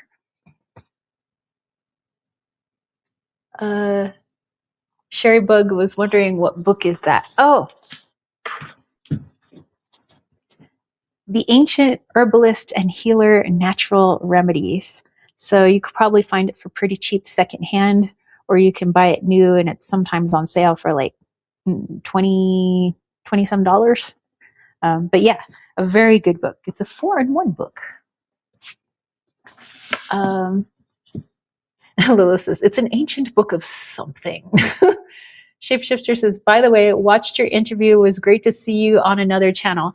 Thank you. Yeah, if you guys didn't see, there is a nice young gentleman from Brazil that didn't. Oh, right. Okay, we are down to half. That's awesome. Who did an interview of me. I was very honored to do so. And he has a channel called VidPros Insiders. And normally he does like interviews on like how people edit their videos and like, more like the editing side. But he said he was just kind of fascinated about the things that I do with my channel. And so, yeah, I really liked doing that interview. I thought he asked some great questions. He was the one that did all the editing. It was like very professional. I was like, cool. He sent me those YouTube shorts that I've been putting on Instagram and on YouTube just to like show people clips of that interview. So yeah, the animation, like he created that. So definitely go check out his channel, give him some love. But yeah, I appreciated that interview. Okay, I've turned this off. I think it's ready to do a strainy McStrainy. Lilith says, the ancient herbalist and healer, natural remedies. And Shapeshifter says also, guess who found your singing videos? Oh, thank you.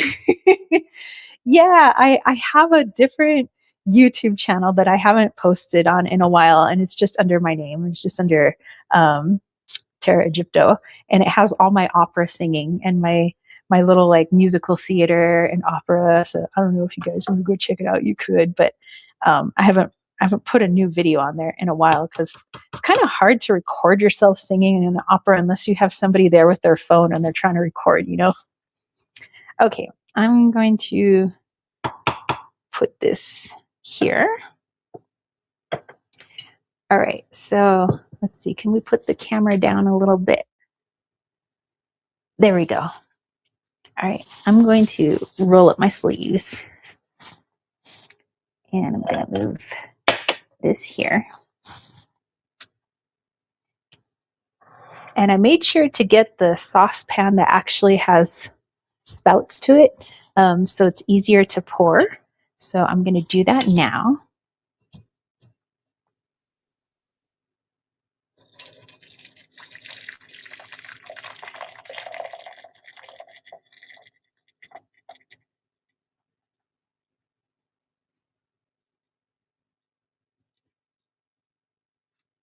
Sweet.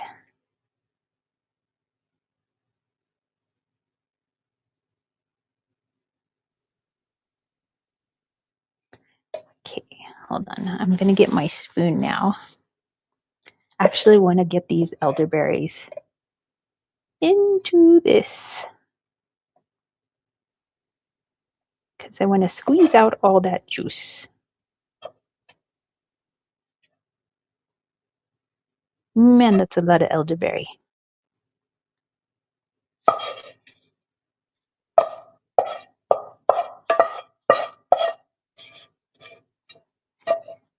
Okay, because these berries and stuff, they still got juice in them. We want all this syrup. Okay, let me go put this in the sink. All right. Now it did make a bit of a messy poo. So let me just wipe that up real quick.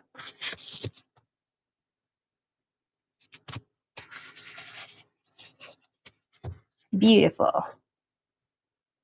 Like nothing happened. Okay. All right, so now we're going to take our spoon. We're just going to press on these berries.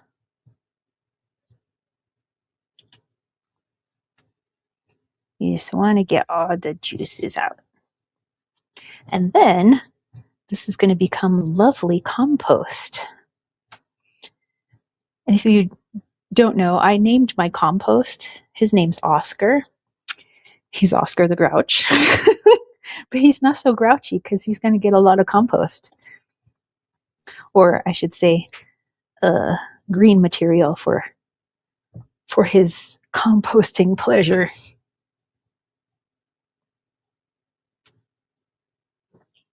Okay.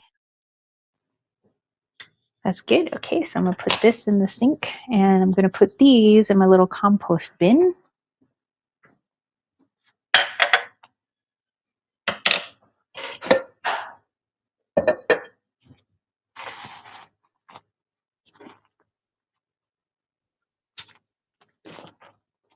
Whoa. Probably time to take my compost out. It's full.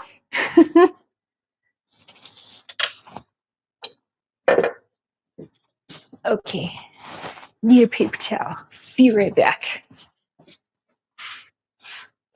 We had an elderberry explosion.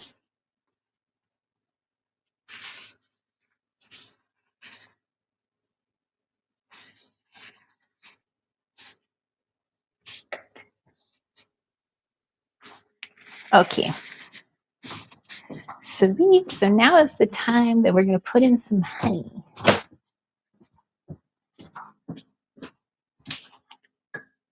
Okay, let's go get my honey bin.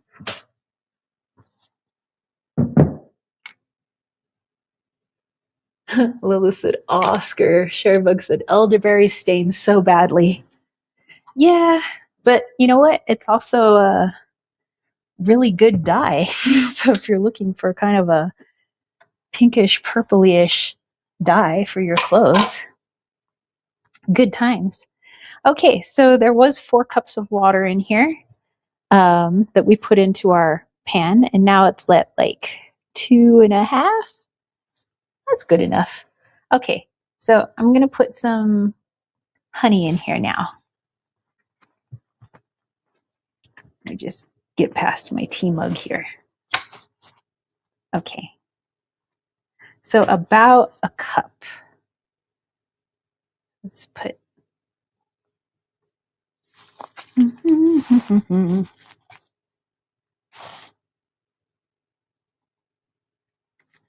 like 4 big tablespoons should be about a cup. Heaping tablespoons.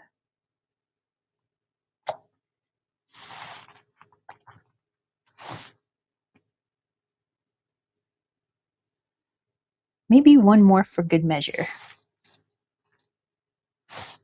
Yas. Okay.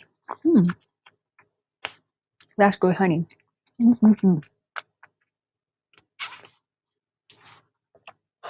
Okay, since the liquid is still quite hot, we're going to give this a stir until our honey is well incorporated. And then we are going to pour it into our sterilized jar. Later, I will put that label on there that says today's date and what exactly it is, which is a immunity syrup with elderberry and echinacea and a little bit of ginger and a little bit of cinnamon, of course.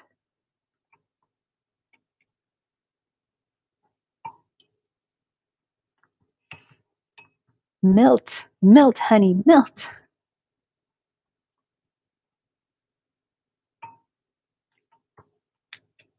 Takes a little bit for the honey to get incorporated. That's okay. I will drink my tea in the meantime.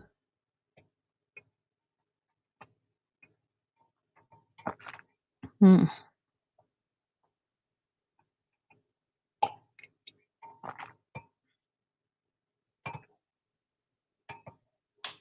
think it's pretty well incorporated now. Let me just double check. We don't got like chunks. Oh, there's a chunk of honey. Never mind. We'll keep stirring. See, there's this little chunk. He's got to melt.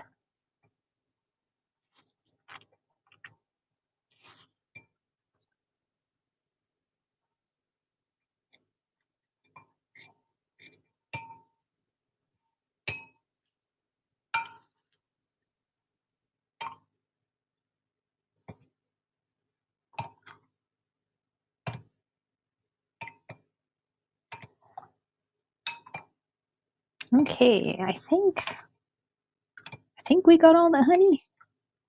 All right, cool beans is. I'm just gonna have a little taste because it smells so good. Oh, that's good, man. Sometimes medicine is freaking delish. Okay. All right, let's move our honey out of the way, actually.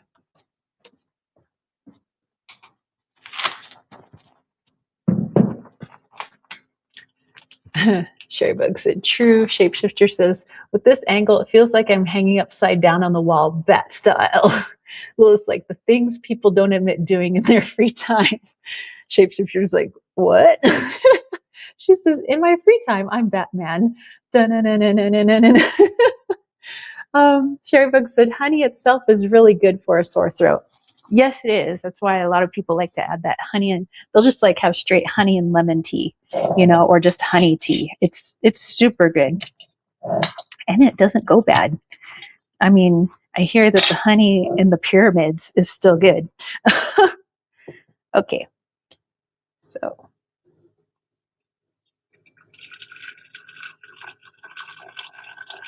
just pouring it in my glass now, my sterilized jar.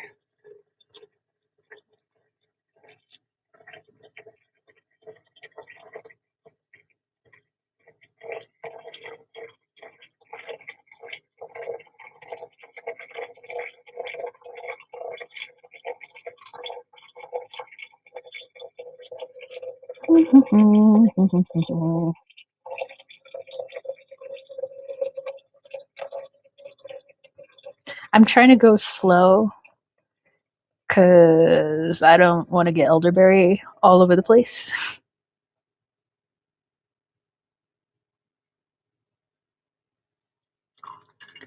Perfect.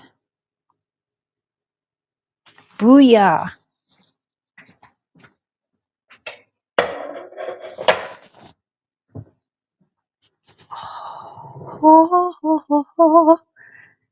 Check that out. It is so good and potent. So yeah, this will be good for a little bit, 1 to 2 months. And just for regular immune health, you can take a tablespoon a day. This will thicken up, by the way. I mean, it's hot right now, so that's why it's, I'm going to keep the lid off because it is hot. So I'm going to set this over by our lip balms. Ta-da! Okay, so I'm just going to do a little wipe down, because elderberry does stain. So I need to make some more countertop cleaner. Okay. All right. No stainage there. That's fantabulous.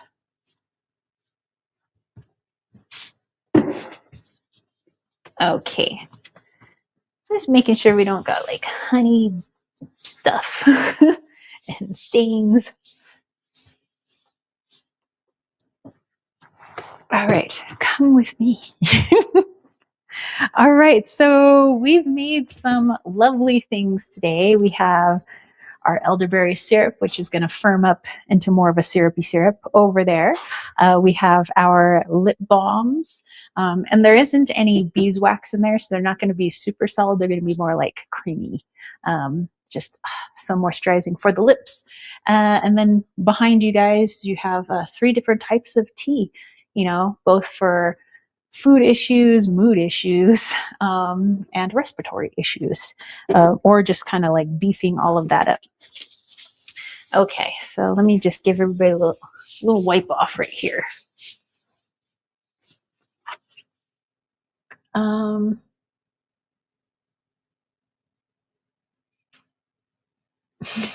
Shapeshifter's like, dude, don't disclose my identity. Want to know my secret identity? Lilith's like, pretty sure he's the Joker, y'all. And he said, thank you. Almost got caught.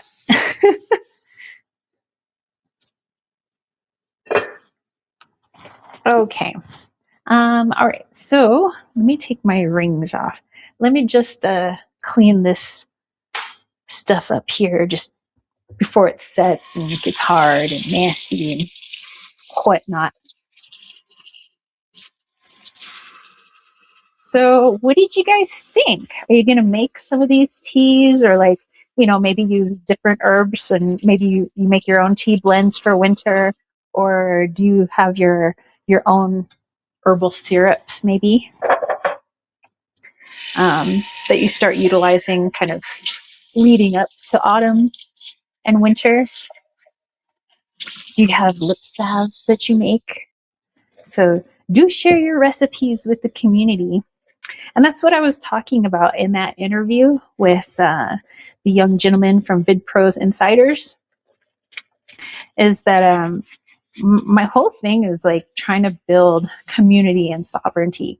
And being sovereign doesn't mean being alone, all by yourself. It just means not being beholden to some overlord about, things that you should be able to do, like, put a roof over your head, or, eat, breathe, drink water, all the stuff that the earth was created with.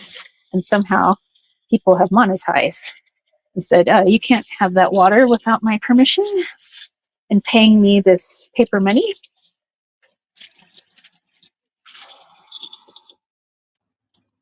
So, yeah, that's why I'm like, definitely share the things that you guys do or make for your health or bumps and scrapes, because we're all just learning from each other. I mean, I learn from my neighbors, friends, YouTube videos that I watch, books that I read. Okay, I'm just cleaning off my little strainer now. Had some elderberry goodness in it.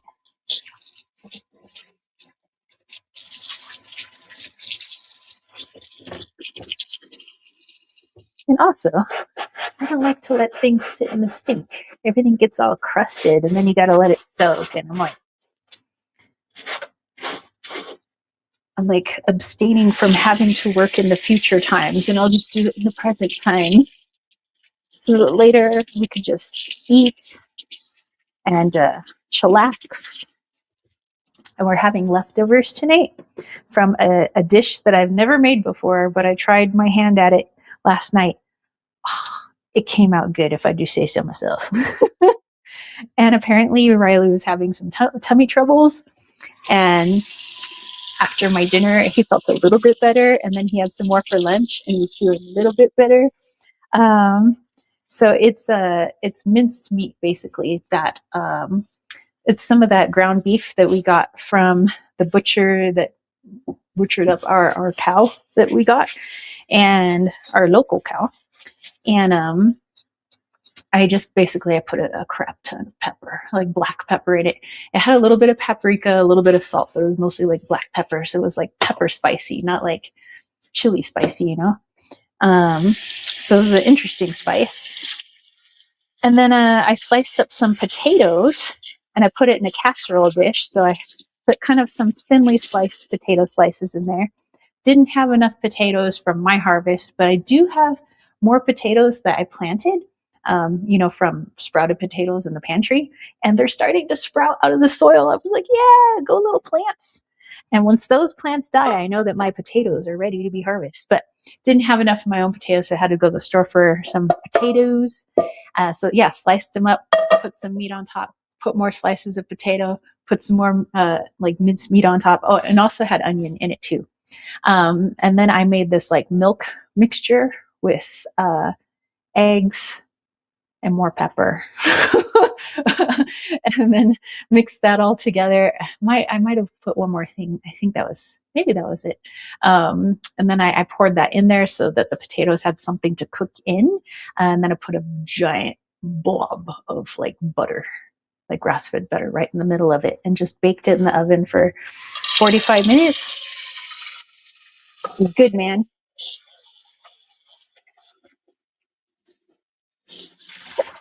Okay. Now I'm cleaning the pan that had all the herbs and elderberry in it. So crusty.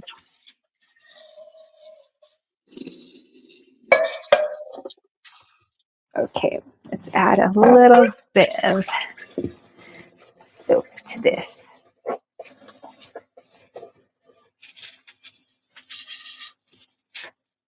Okay.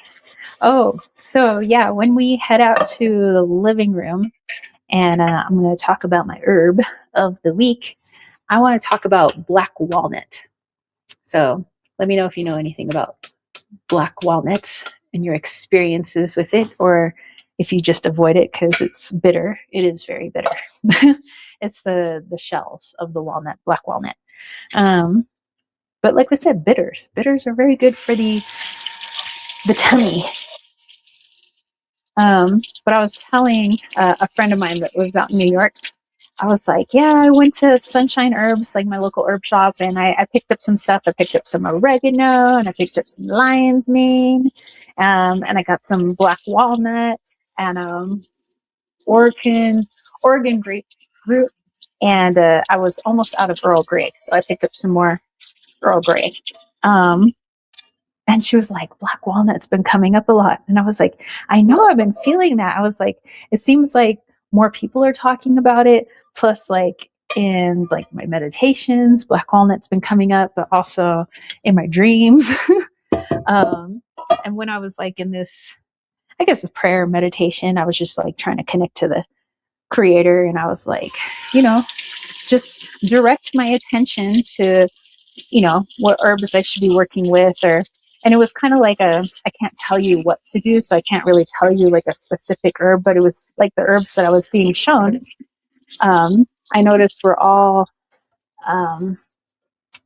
like expelling herbs, like detoxing. Yeah, that's the word. Like detoxing herbs, like dandelion and black walnut and wormwood and things like that. And I was like, oh. So it was like, I don't know, just being shown. Could have been metaphorical or literal, but yeah, just like maybe you like focus on these herbs or herbs of this nature. Just detoxing. Time to detox. I'm like, cool beans. Thanks, creator. Also, thanks for all the awesome herbs grown on planet Earth. Totally dig them.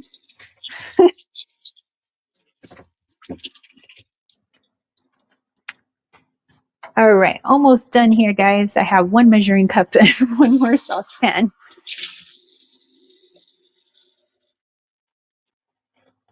Okie dokie. I'm smelling all the smells of the things that we created today. I'm like, lovely, just lovely.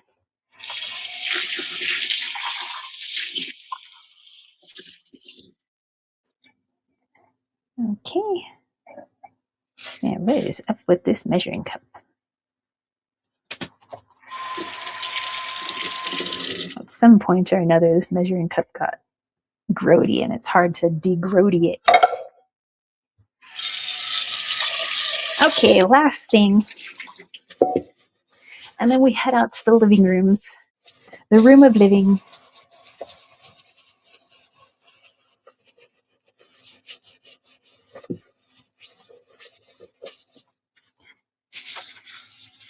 Okay, wow, that compost pile. Oscar's gonna like it. I might have to throw in some cardboard with that too, because I think I have a lot of green. I gotta mix in some browns. Ooh, and I forgot we still have a bunch of ash from a burn that we did. So a lot of like wood ash and stuff, really good for compost. There's some of that ash in, that'll be nice. Maybe that'll deter the squirrels from rummaging through my compost pile like it's a swap meet. Okay. Ha ha ha ha ha. Perfect. Okay.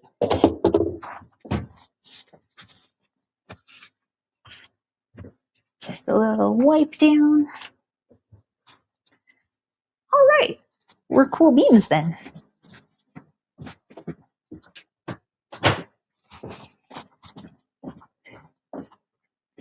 Okay. All right. Let me look at what you guys are saying here.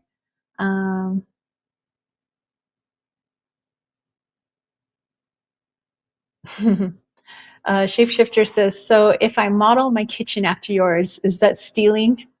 Nah, it's just inspo.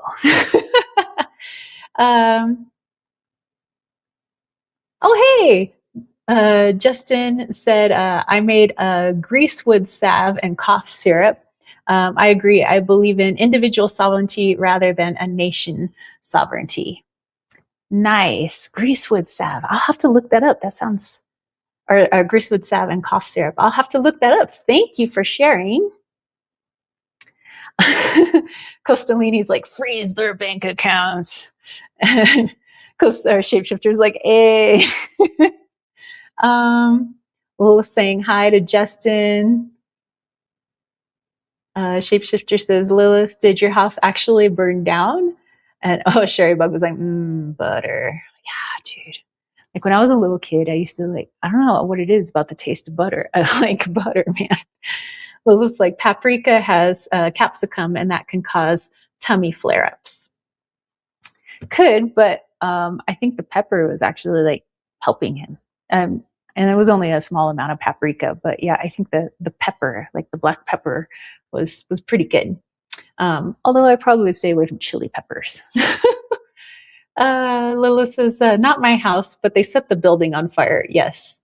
And so he's asking if Lilith got hurt. And he says, can you live in there still, or do you have to shift? And she says, I was fast asleep. I would have perished for sure. Only found out this morning. And he was wondering if anybody got arrested for it. She says, nah, it's not that bad. Thankfully, the firefighters were here fast. And Sherry Bug says, have a black walnut on the other side of the driveway. Used to process the walnuts years ago. Haven't in quite a few years. Oh, wow. Very cool. All right. Shapeshifter saying, that's scary. And she said, yeah, somehow I don't really feel scared. Just another day in paradise. He's like, that's good. And she's like, again, reiterating, you can't fix stupid. And then he said, I guess. Sherrybug said, my doe adult goat is pregger. She's bedding her belly now. Oh, so cool. Oh my gosh. That's why you're looking into goat's milk stuff. Oh, very cool. I dig that. Yeah, we have a barn on the property and like a horse corral because they used to have, animals and stuff here. And Riley and I were like talking about like what we should do with the barn because right now there's no animals, there's just cars and stuff in there. And of course it's all hay and stuff on the floor. And we're like, should we concrete this or we should leave it? And I'm like thinking, we both agreed that like maybe we should just leave, the flooring the way it is, all the hay and everything, just in case we get a horse or animals in the future. I don't know.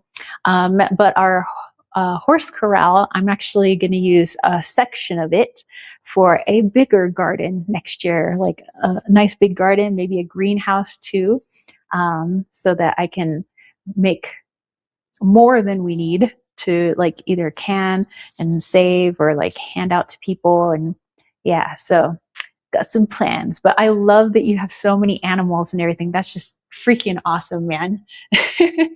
And she said, went out to the barn to feed them, and now it's pouring rain. We've been loving our rains here. It's not really like monsoony, but we used to get like real monsoons. Now it's just like rainy in the afternoons, but it's been on and off now. Like before it was like raining every day at like almost the same time, like 2 o'clock or 4 o'clock. So now I'm like, rain, come back. Come back. My garden needs you. I don't want to water the garden. I want the sky to water. Sky dad, water the garden.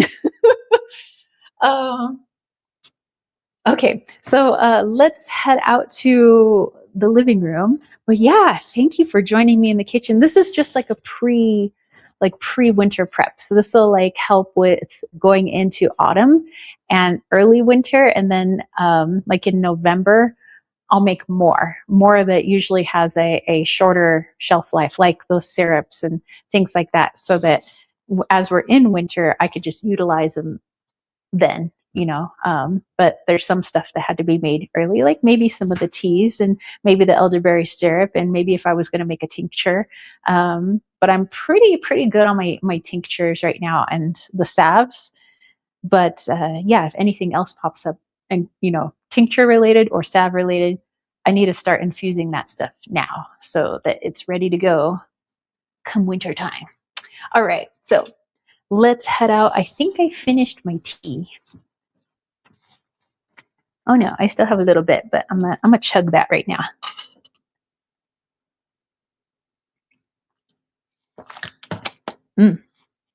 Good stuff. All right. Let's head out, my fellow homies. Ha ha ha ha ha. Do you guys see Vader? Are you a sleepy dog? He's a sleepy dog. All right, so let's turn off this light. Okay.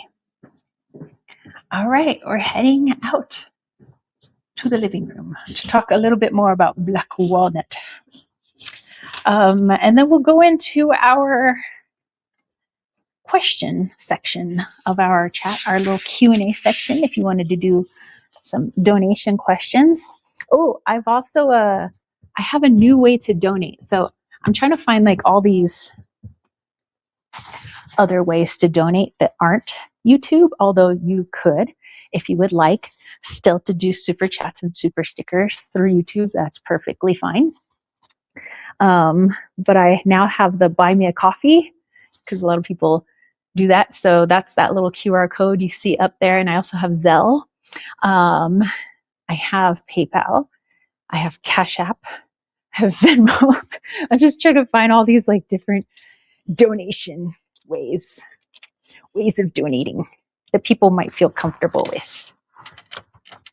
I know that you guys are way up there. Hold on. Okay.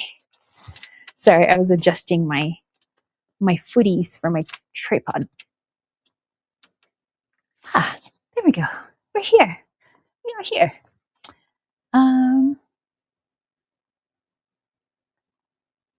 Let's see. Shapeshifter says, you guys are lucky. Where I live, winter is nowhere in sight.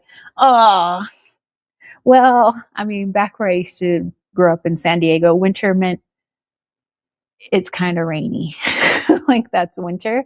And I remember in like around Halloween time, excuse me, my mom would make my brother and I wear a sweatshirt over our costume when we'd go like trick-or-treating. And we're like, it's not cold out there. She's like, it's October. It's freezing. It was 72 degrees at night. Okay, it's not freezing.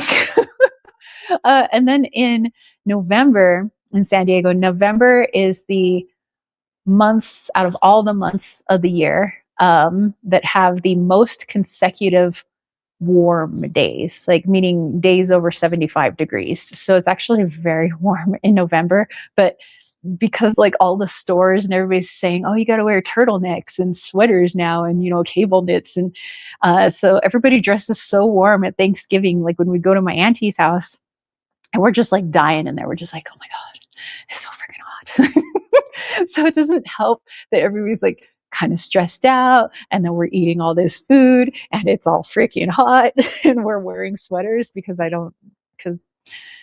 because the store said to. I don't know.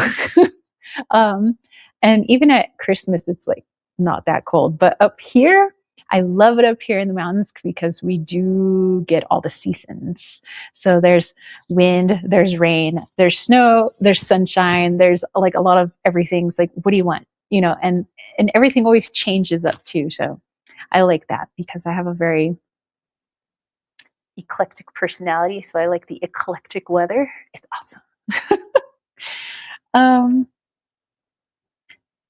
Let's see. Sherry Bug said, we haven't had puddles in the drive for 2 months, just a little here and there. Costalini said, oh, Bitcoin can't confiscate self-custodied crypto. I guess that's next then. I got to set up a crypto account for you guys. Lilith says, Costalini, wolf turned blue. That's so cool. All right, Costalini sent a Venmo. Thank you, my friend.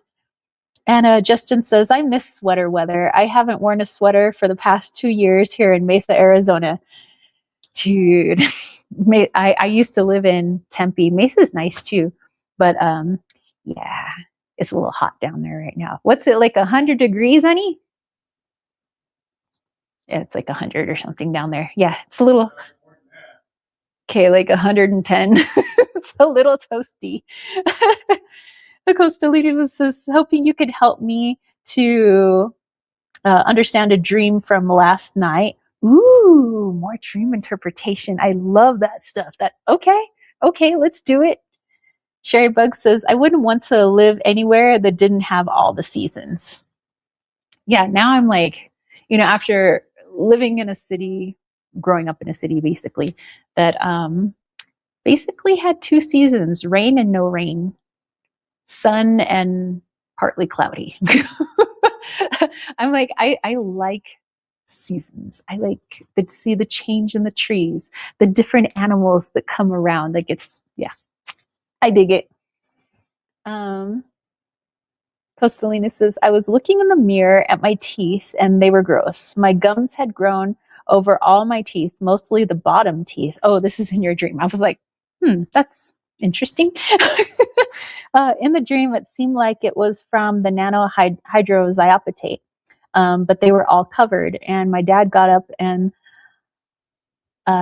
lied down next to me, but with his feet in my face. And then the dream ends. Not very long. Some other stuff happens, but I don't remember anything other than those two things. And Lilith is like, whoa. Shapeshifter says, we have 2 seasons where I live: extreme heat and moderate heat. All right. Well, that's an interesting teeth.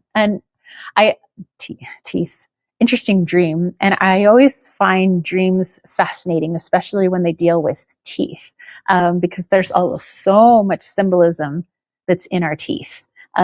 Okay, so let me reread what you wrote or what you typed. And let's put this together. Shapeshifter says, Costalini, that's disrespect. You should disrespect. You should ask your dad about it. Okay, so you're looking in the mirror and the teeth are all gross and your gums have grown over your teeth, mostly the bottom teeth. And then your dad has his feet by your face and he goes to lay down. Okay, let's dive into this. Let's see, because like I said, there's a lot of symbolism with teeth. You know, teeth represent our health. Teeth also represent wisdom, you know, especially if you're dealing with like wisdom teeth in a dream. Teeth represent the things that we chew on, meaning that we're pondering, you know, thinking about, but also the things that we ingest, whether it's good for us or not so good for us. And the gums, it's interesting about the gums because the gums hold those teeth in place and they're covering up those teeth. So, okay, let's dive into this one. I'm like trying to categorize it visually, which means I have to close my eyes. I'm just a very visual person. So I'm just like imagining the gums growing over the teeth.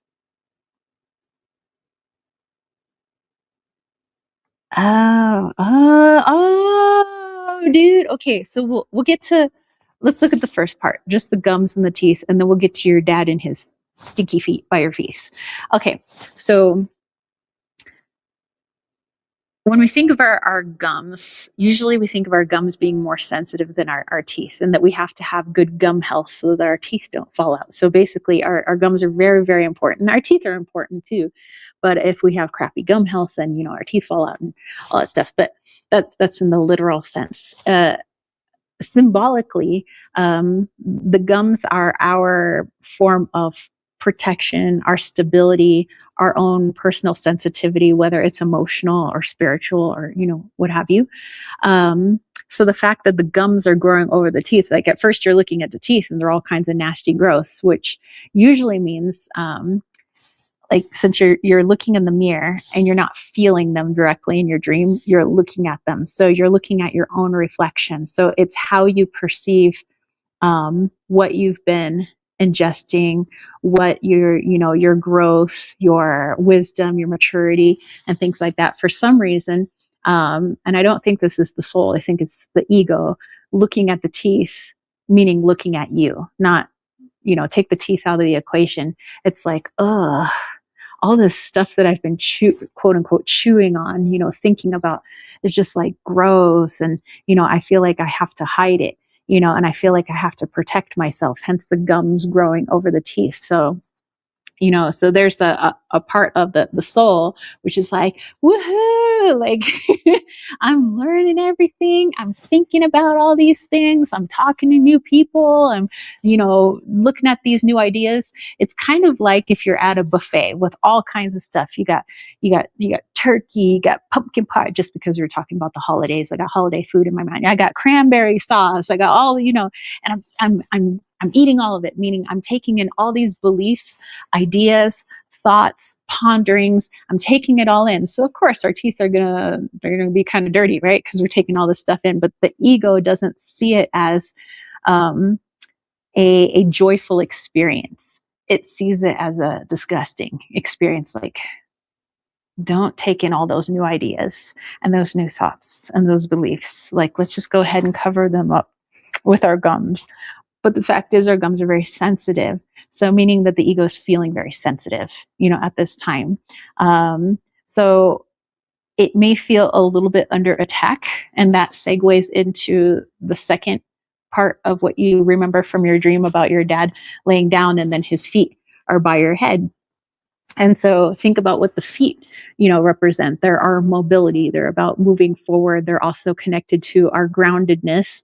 They also, are connected to our health as well, just like our teeth. That usually when we have poor, in a literal sense, when we have poor dental health, that usually relates to poor physical health. And usually when our feet are in a poor condition, like we got athlete's foot and bunions and crap between the toes and stuff like that, imagine just like the nastiest feet possible, then yeah, that's related to like the rest of our health. It's our foot health, which is why in like traditional Chinese medicine, they focus on the feet. Like they do these foot baths and stuff that are meant to pull toxins out through the bottom of the feet.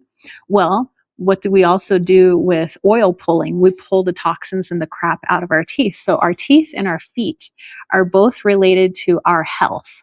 And so in this dream, I feel like this is more talking about the ego's image of health, but also like it's like the ego health, not like your physical health, like ego health, like image wise. But also synchronicity that I'm going to talk about black walnut soon, which is all about detoxing.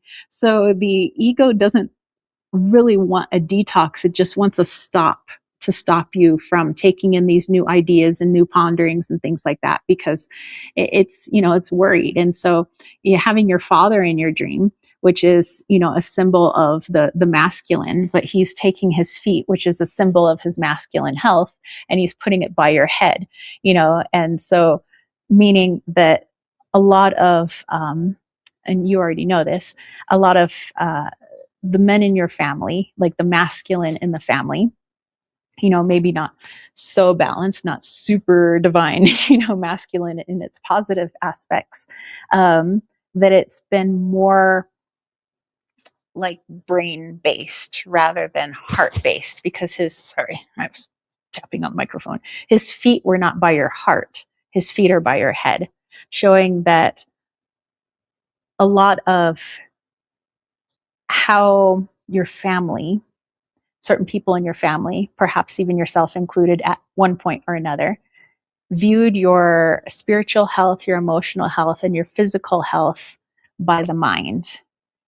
And teeth are also connected to wisdom. But in this case, with the feet by the head, wisdom for like the negative aspect of the divine masculine sees wisdom through only what the mind can comprehend, not spiritual wisdom, not emotional wisdom. And so I feel like this is just showing you kind of where the ego's at right now. It's not attacking you. It's not, it's just like a little like, okay, but I attribute like most of where we should be learning things from here. Like this should be the thing that drives us. This should be the thing that leads us. So I'm gonna cover up your teeth.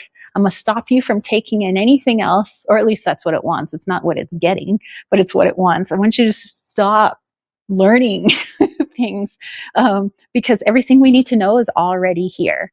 But your father being a symbol in this dream is trying to show you, well, maybe we need to relook that health, the way that we determine health, or maybe I should use a different word other than health. It's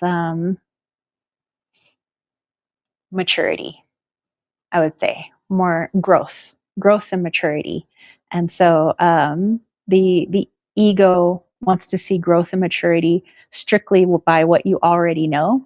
And since you're opening up more heart-based, it's just showing you it feels like it's a little uneasy. It feels like it's a little under attack.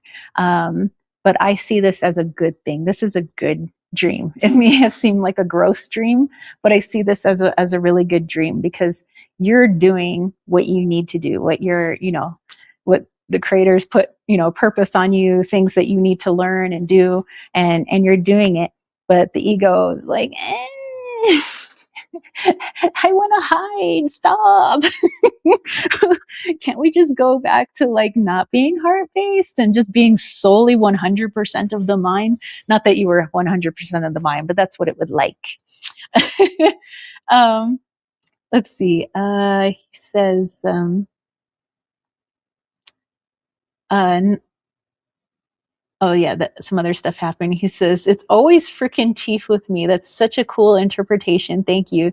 Just my ego panicking. Yeah. I mean, you keep doing what you're doing. You're on the right track. I would say if your ego's panicking, that's a good sign. So like I said, I see that as a good dream where the soul's like, okay, I'm just showing you that, if the ego is panicking in this way, just notice how that might show itself in your waking life. That at times you might feel more drawn or safer if you stay strictly in the mind rather in the heart space, or having a balance between the two, really. So it's like, just FYI, if that pops up, now you know where it's coming from. Like, you're not going crazy, you're not off your path or anything. It's all part of the plan. You're doing okay. It's just showing you, just letting you know that the ego might try to pop up in your waking life, being like, maybe we don't need to talk to that person who seems like they know some stuff that they could bestow upon you. Or, I think that we're going to stay away from that situation over there because I might have a learning opportunity and I don't really feel like learning right now, So just know that if that pops up, you know exactly where it's coming from. So you're doing good, my friend.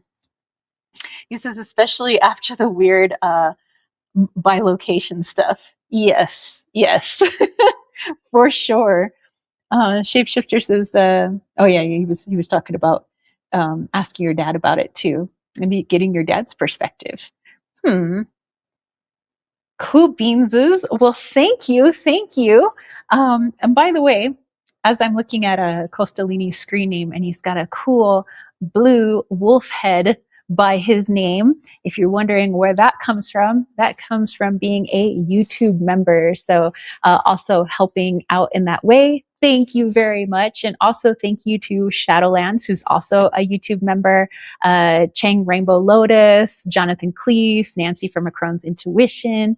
And while we're at it, maybe I'll say thank you to all of my lovely patrons, Carmen and Adrian and Casey Gritter, Joel, Brandy, Brian, Lily, Crystal, Easy Does It, Dana, and MSE, who was our newest patron that joined a week and a half ago. So thank you, and thank you to all the subbies and those that wield the wrench of destiny, my moderators. Thank you. Okay, so Anna Costolini's like, yay! So, okay, talking about detoxing stuff, since I was talking about black walnut, we're going to talk a little bit more about it. And it seemed to also come up in a way in Costolini's dream, since we tend to pull toxins out of the body through our feet, through our teeth. We can also pee it out, but that's, just another form of detox. But like the physical detox is like, many cultures have focused on the feet and on the teeth. And feet have had such a significance.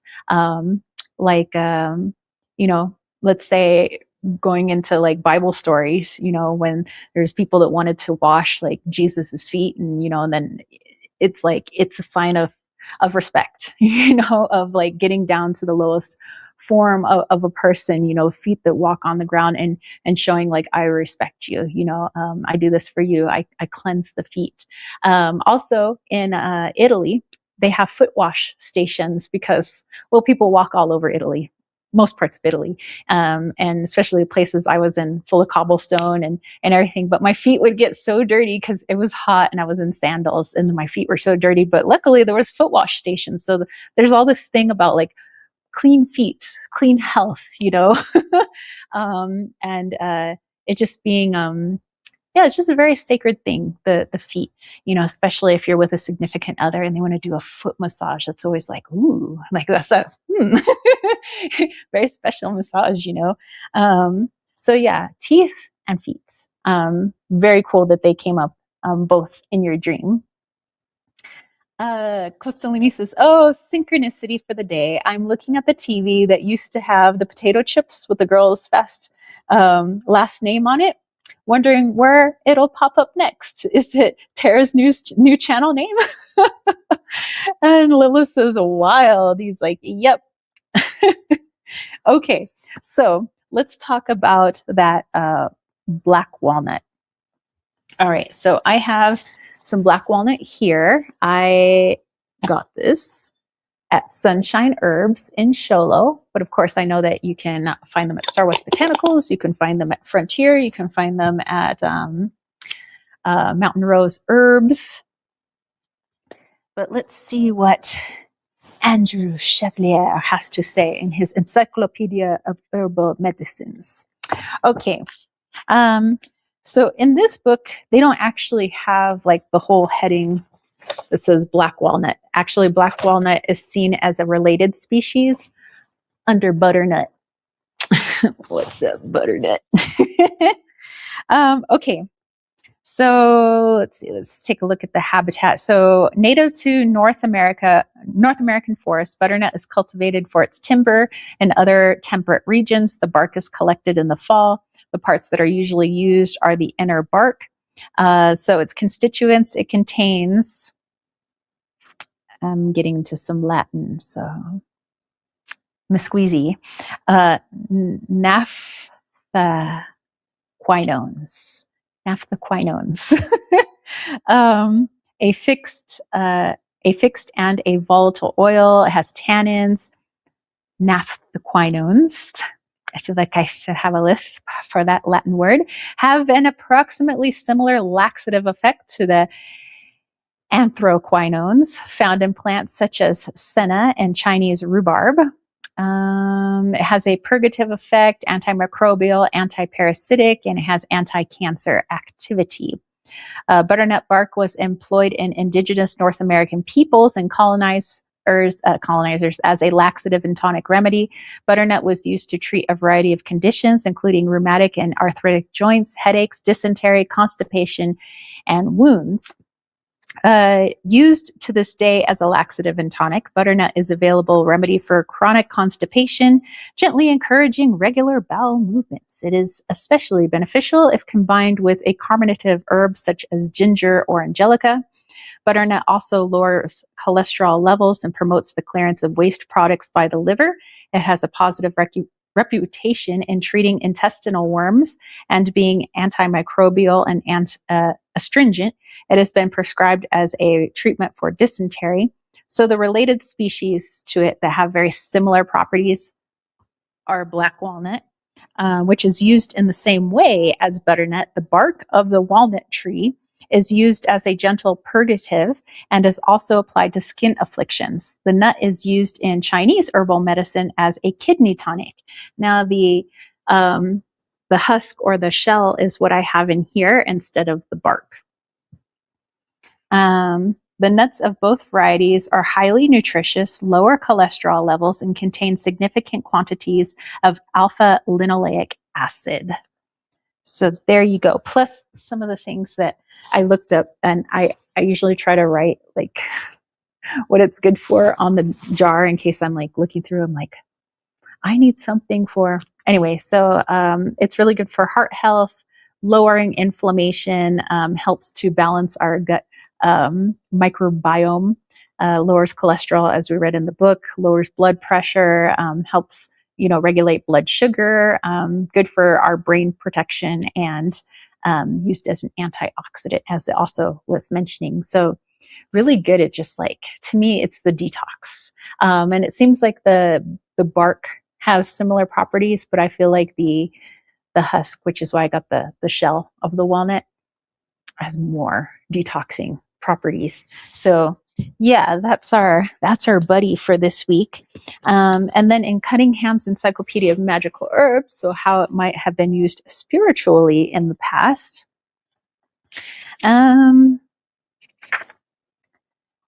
They believed, our ancestors in the past believed that when carried, walnuts strengthened the heart and warded off rheumatic pains. That's exactly what it does physically. So we just read it. It helped with arthritic and rheumatic arthritis pains, and also really good for our heart health as well, just strengthening that heart muscle. They believed that it attracted lightning. So they said don't carry it during an electrical storm, duly noted.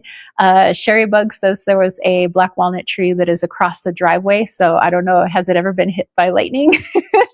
um, let's see. Some people like to keep walnuts on hand because they felt like you could like whisper your wishes into the walnut shell. They said when placed in a hat or around the head, they believed it helped to prevent headaches and sunstroke. Well, it is actually really good for the brain, so I can see where that correlation came from as well.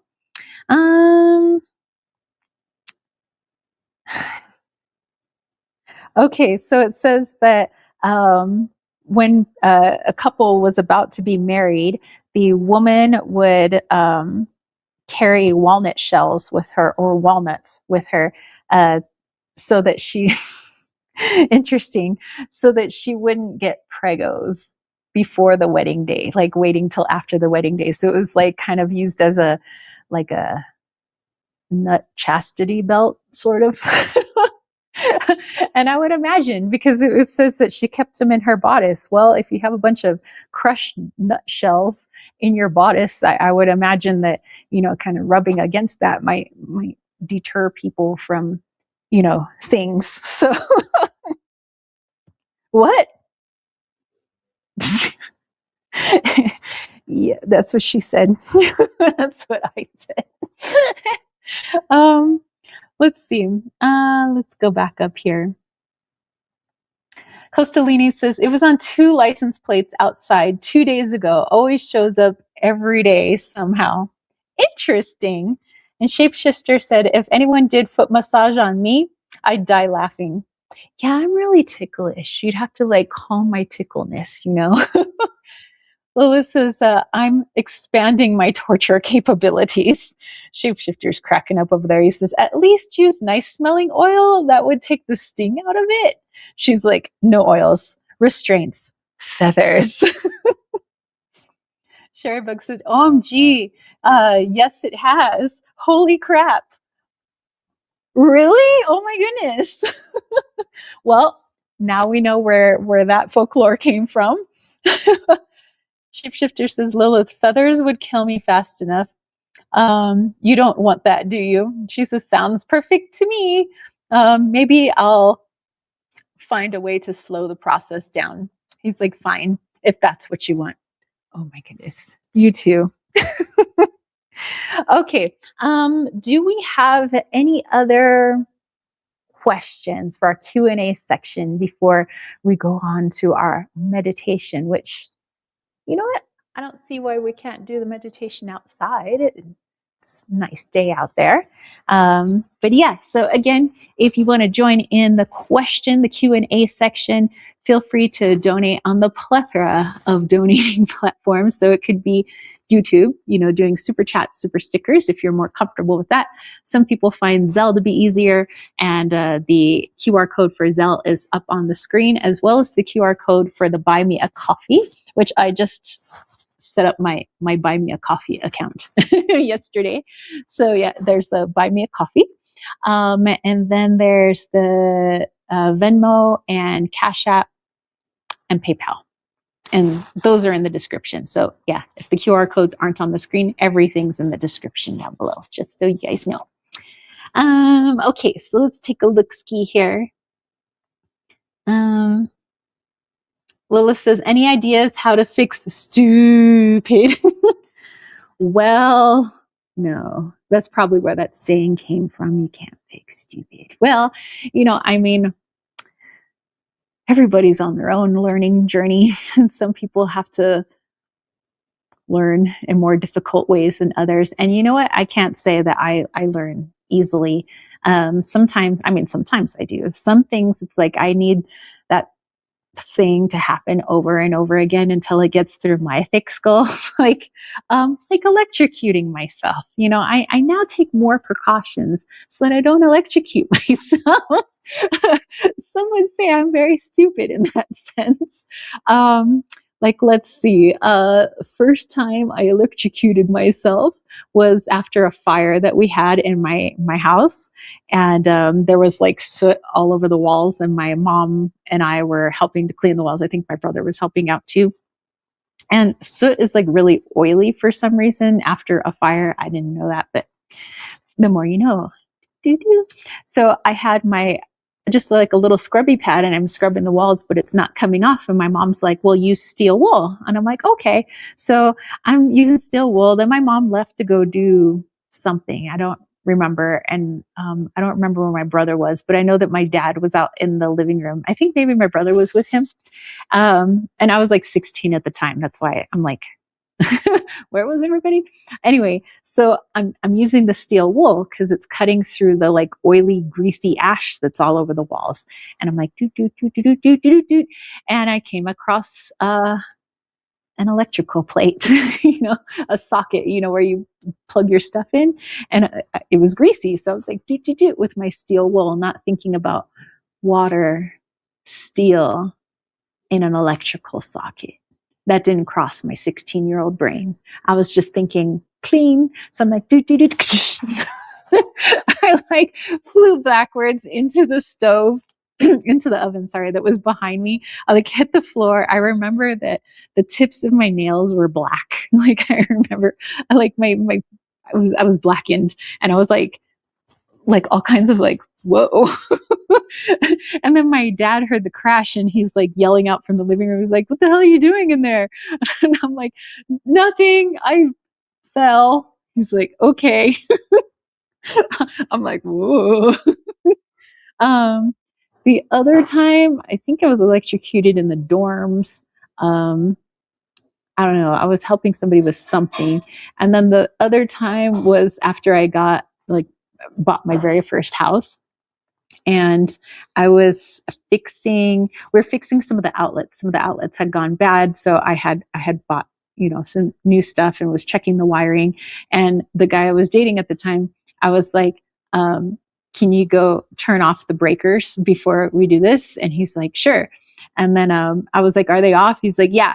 I'm like, oh, okay. So I unscrewed the plate, and then I unscrewed the socket that's behind the plate.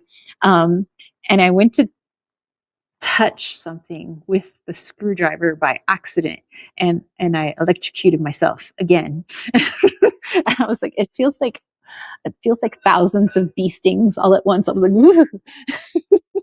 And then he walked back, I was like, did you turn off the breakers? And he went, oh, not all of them. I turned off the ones for the upstairs. I was like, no, I told you to turn off all. I just electrocuted myself. He's like, what would you do that for? I told you to turn off the main breaker to the whole house. I was like, I'm like working on the socket. So anyway, I've been electrocuted 3 times. 3 times a charm. Haven't been electrocuted since. I take precautions.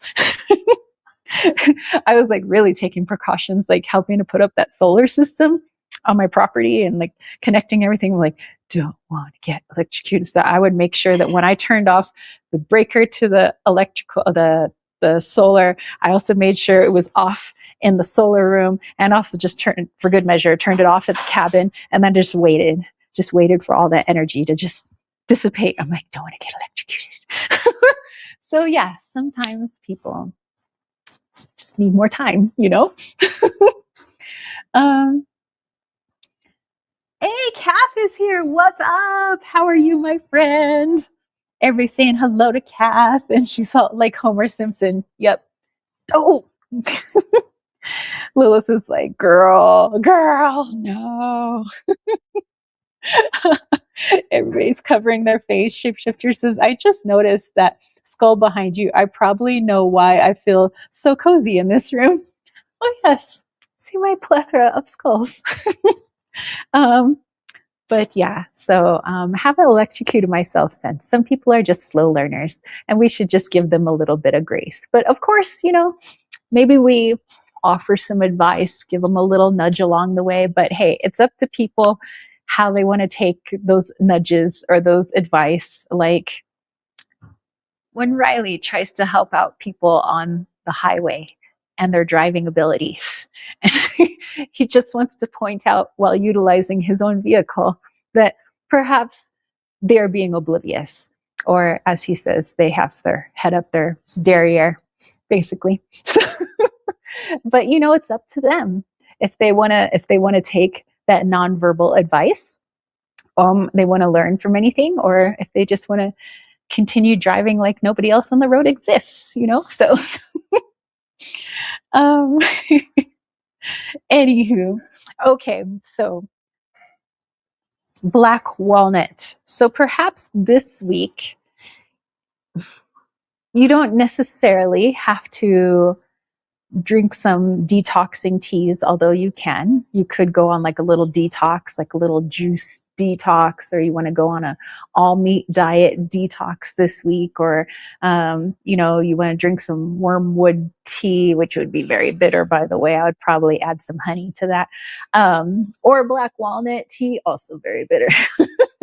But yeah, so it could be a physical detox. Maybe it's a spiritual detox. Maybe, too many energies attached to you at the moment. Just detoxing from that. Maybe a little prayer session. Could be detoxing certain beliefs. But yeah, I would definitely look into your herbal allies, especially in your personal area, because just like honey, we want to get the stuff that's local, right? So think about your local herbs, since those know your body the best. And you don't necessarily have to take them in, but have a sit with them, meditate next to them, pray next to them, have a little chat with them, and be like, yeah, what is it that I need to detox from my life? Or, what could I learn from a detoxing herb?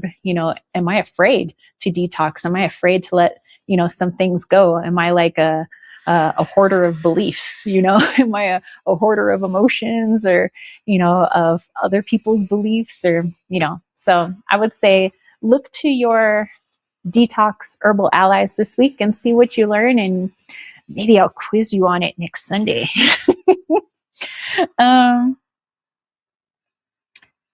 Lilith is like, stupid. Shapeshifter says, I should try that sometime. Even Lilith didn't think about this. And she said, some things feel above my pay grade. I learned not to try to fix the unfixable. Yeah, I mean, just, focus on your journey. I mean, we could put out advice to others. We could, offer opportunities, but we can't make people do things. And the moment we decide that people ought to do this, or they should do this, or the world would just be a better place if we do this, and like that's all we focus on, then we can't make those people do anything unless we become an evil dictator in which they'll hate our guts and assassinate us. But, so we can't, we can, as they say, you can lead a horse to water, but you can't make it drink. So that's all we can do. All we can do is be a shining example. All we can do is offer our services, a listening ear, a shoulder, to cry on, whatever. We can offer all of these things, but we can't make people do it. But we try. We put stuff out there, so at least people have the opportunity to see things from a different perspective, or just by being in our energy, or just looking at us, they get to see something different than, what we see, just being in our own little bubble, our own little reality with the little blinders on our eye, around our eyes, just like all I see is what I do, and what I do is what I see, but you might offer something different just by being you. Let's see. Shapeshifter says, you have limitations when it comes to torture. She's like, Kath, if you have a question, you're still in time. And she was like, never. He's like, that's what I thought. And she said, can bring a horse to water, can't make them drink. Yep. Unfortunately. I was thinking about that when me personally, I think I learned so much from animals and from plants. Like, I could do everything, quote unquote, right with a plant. Like, I could give it the type of soil that it needs, the type of, amount of water that it needs, the amount of bone meal or nutrients or whatever it needs. But I can't make it grow. It grows because whatever, it decides if it wants to or not, or maybe it's just not time. Or in the case of our friend Heather, who pops in from time to time, she talks about in her garden, there's like a bunch of seeds she planted. And one year, like they just didn't grow. So she thought they were duds. But then the next year they grew and she was like, where's this corn coming from? Where's this eggplant? I didn't plant egg. Oh, it was last year. So sometimes people are slow learners, slow bloomers. Their seeds may not sprout for a while, Um, Lil says, I hope I gave you enough water when you were my horse. Yes, you gave me enough water.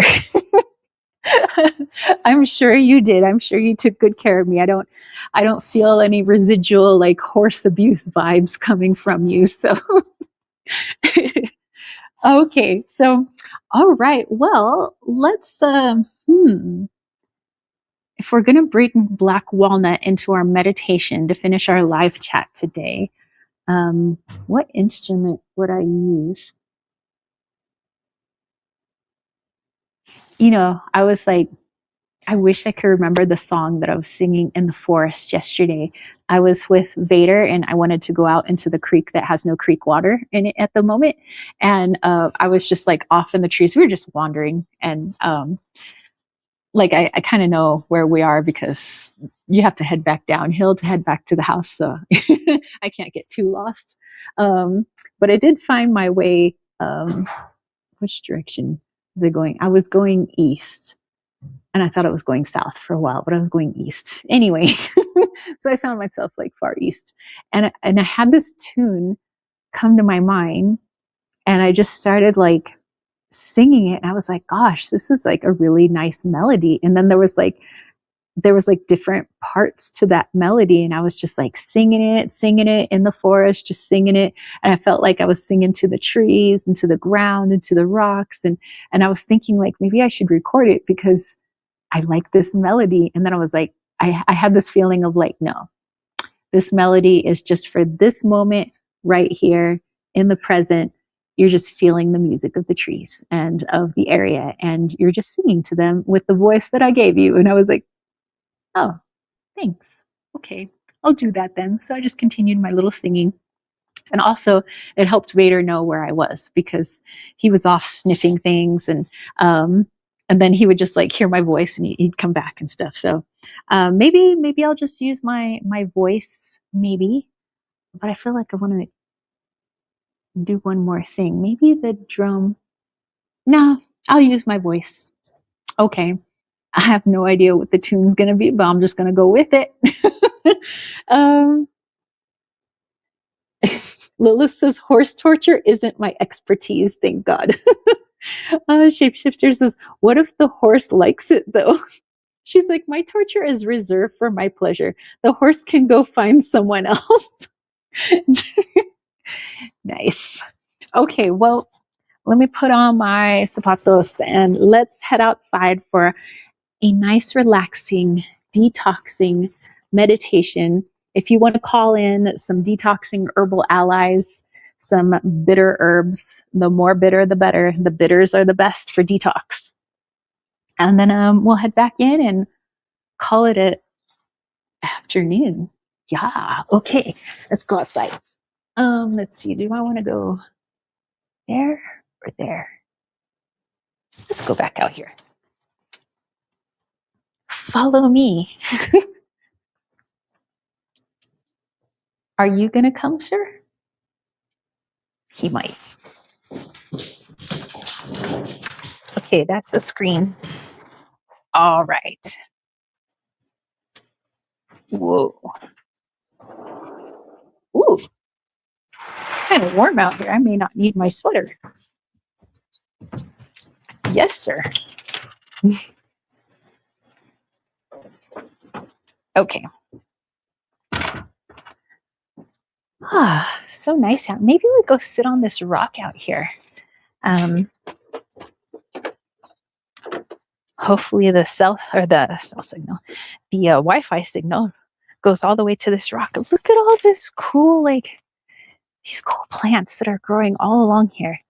We have all kinds of dandelion and fern and showy golden eyes and Fleabane. Freaking fantastic. We're not going out to the trail. Sorry, Vader. Okay. Here we are. Let me just fix the tripod legs so you guys get a more gooder view. A view of Vader back there. Okay. There we go. View of the forest. Maybe the horses will walk by. Who knows? Okay. I'm going to get out of your view because you don't need to stare at me during the meditation times. Maybe, maybe this way. So I'm just finding a good view for you guys. Oh, there we go. That's a nice view. Some rocks and stuff. Yeah.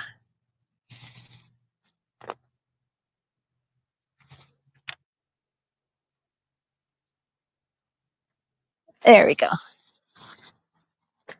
All right. Go ahead and find yourselves a nice, comfortable space. A place you'll be undisturbed for the next several minutes. You could be laying in your bed, sitting in a chair. Maybe you're seated on the floor on a nice little cushion. Or maybe you're outdoors with me and you're hanging underneath your favorite tree. Perhaps it's a walnut tree. And when you get yourself nice and situated, go ahead and bring that awareness to the breath. Feeling the rise and fall of your chest. Let's do a nice deep inhale together. Inhaling 2, 3, 4. Exhale 2, 3, 4, 5, 6. Inhale 2, 3, 4. Exhale 2, 3, 4, 5, 6. And go ahead and continue your inhales and exhales in this manner, just helping to slow the nervous system down, slowing the body down, allowing that oxygen to fill our body from our head to our toes, and doing a nice long release. As this time together is all about release, what no longer serves. And remembering that even if something no longer serves us, we have to keep in mind that at one time it did. Even if it's something that we may see now as being unhealthy for us or toxic, at one point it was something that we needed in our journey. And in that, we can show gratitude, thanks for it being there so that we could grow and we could pass that growth, that expansion on to others who might be struggling with something similar, something that we overcame because we were offered the opportunity to experience that.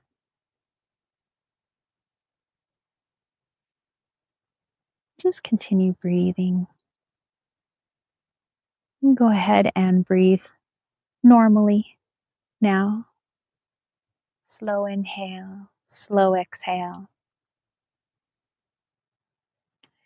And if you have thoughts unrelated to your meditation passing through your mind, just give them a gentle nod and let them float on by. There will be time to ponder on them later.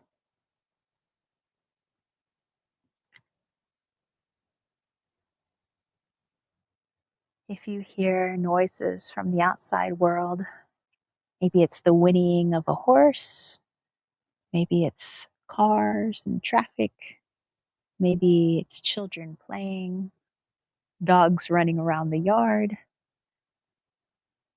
Allow each sound to help you to sink more deeply into this relaxation. Every sound, every noise only offers you more and more relaxation. Continue breathing. And as you sink into this quiet, gentle space, go ahead and call in an herb, even if you don't know it by name, putting the intention out there that you seek the assistance of an herbal ally who will aid you in detoxing in whatever form that may be, perhaps spiritual, physical, emotional, mental. For me, I'm sitting next to the black walnut tree. Where are you seated next to? Perhaps you're surrounded by dandelions. And their beautiful yellow flowers and their prickly leaves are there to help you.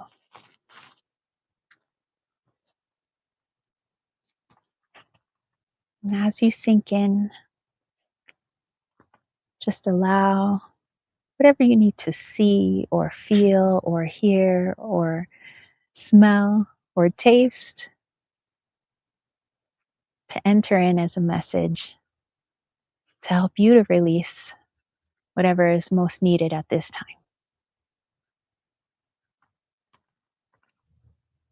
Oh, you. Oh, you. Oh, you. Oh, you. Oh, you. Oh, you. Eh. Oh, you. Oh, you. Eh. Oh, you. Oh, you. Eh. Eh. Eh. Eh. You. Eh. Eh. Eh. Eh. You.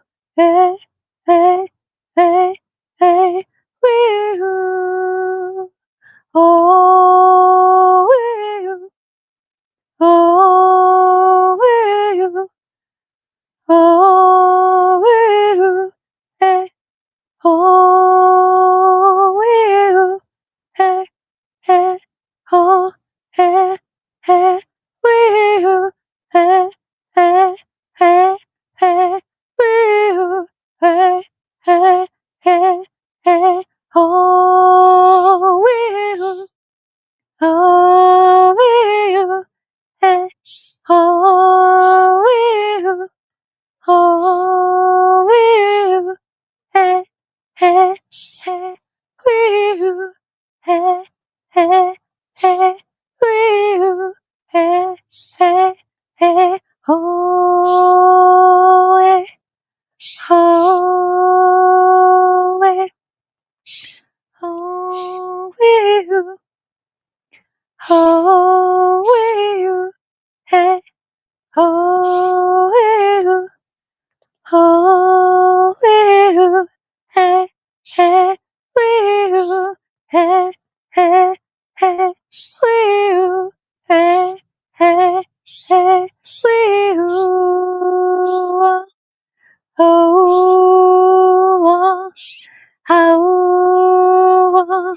will hey, hey, will hey, hey, hey, will hey, hey, hey, will how how will hey, how will hey, how will you, hey, hey, hey, hey, will you, hey, hey.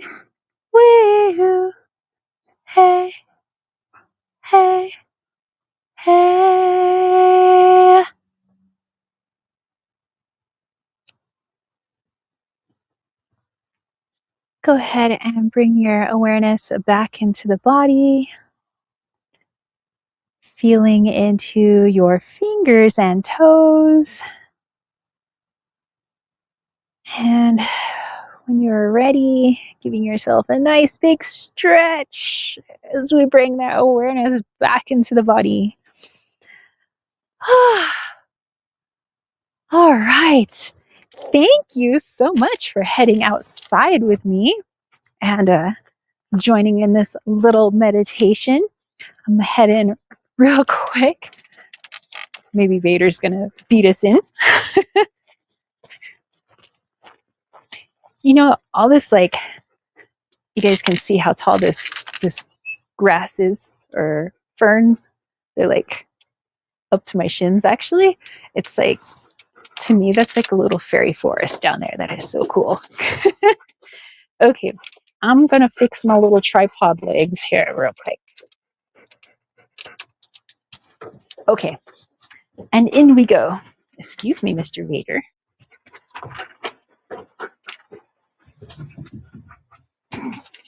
Crazy puppy dog. Okay. Okay, well, there's a door there. He thinks he can walk through doors. Oh, it's so much cooler inside here. Okay. All right. So yeah, thank you for hanging out in the chat skis today. Let's see. Shapeshifter says, Vader be like, my disappointment is immeasurable and my day is ruined. Costalini said, thank you. Lilith said, thank you. Appreciate you. Kath's got the heart and the musical notes. And Shapeshifter said, thank you. Thank you guys so much for hanging out with me today, for whipping up some winter herbal remedies to start stocking that winter medicine cabinet. So thank you for hanging out with me for that and learning about black walnut, and for sharing your questions and dream interpretations, which I love. And I hope you guys have a great rest of your week. Hang out with those bitters, hang out with the detoxing herbs, and see what you learn this week, you know, any revelations. And you can always send me an email, tara@thesavagewild.com, or you can find me on the Instagrams at thesavagewildaz, if you want to share some of those revelations, or maybe what herb you are working with, whether you are working with it in a spiritual sense or you are physically working with that herb. So yeah, thank you guys, and I hope you have a fantastic rest of your day. Peace, love, and chicken grease. Stay wild, my friends. Peace out.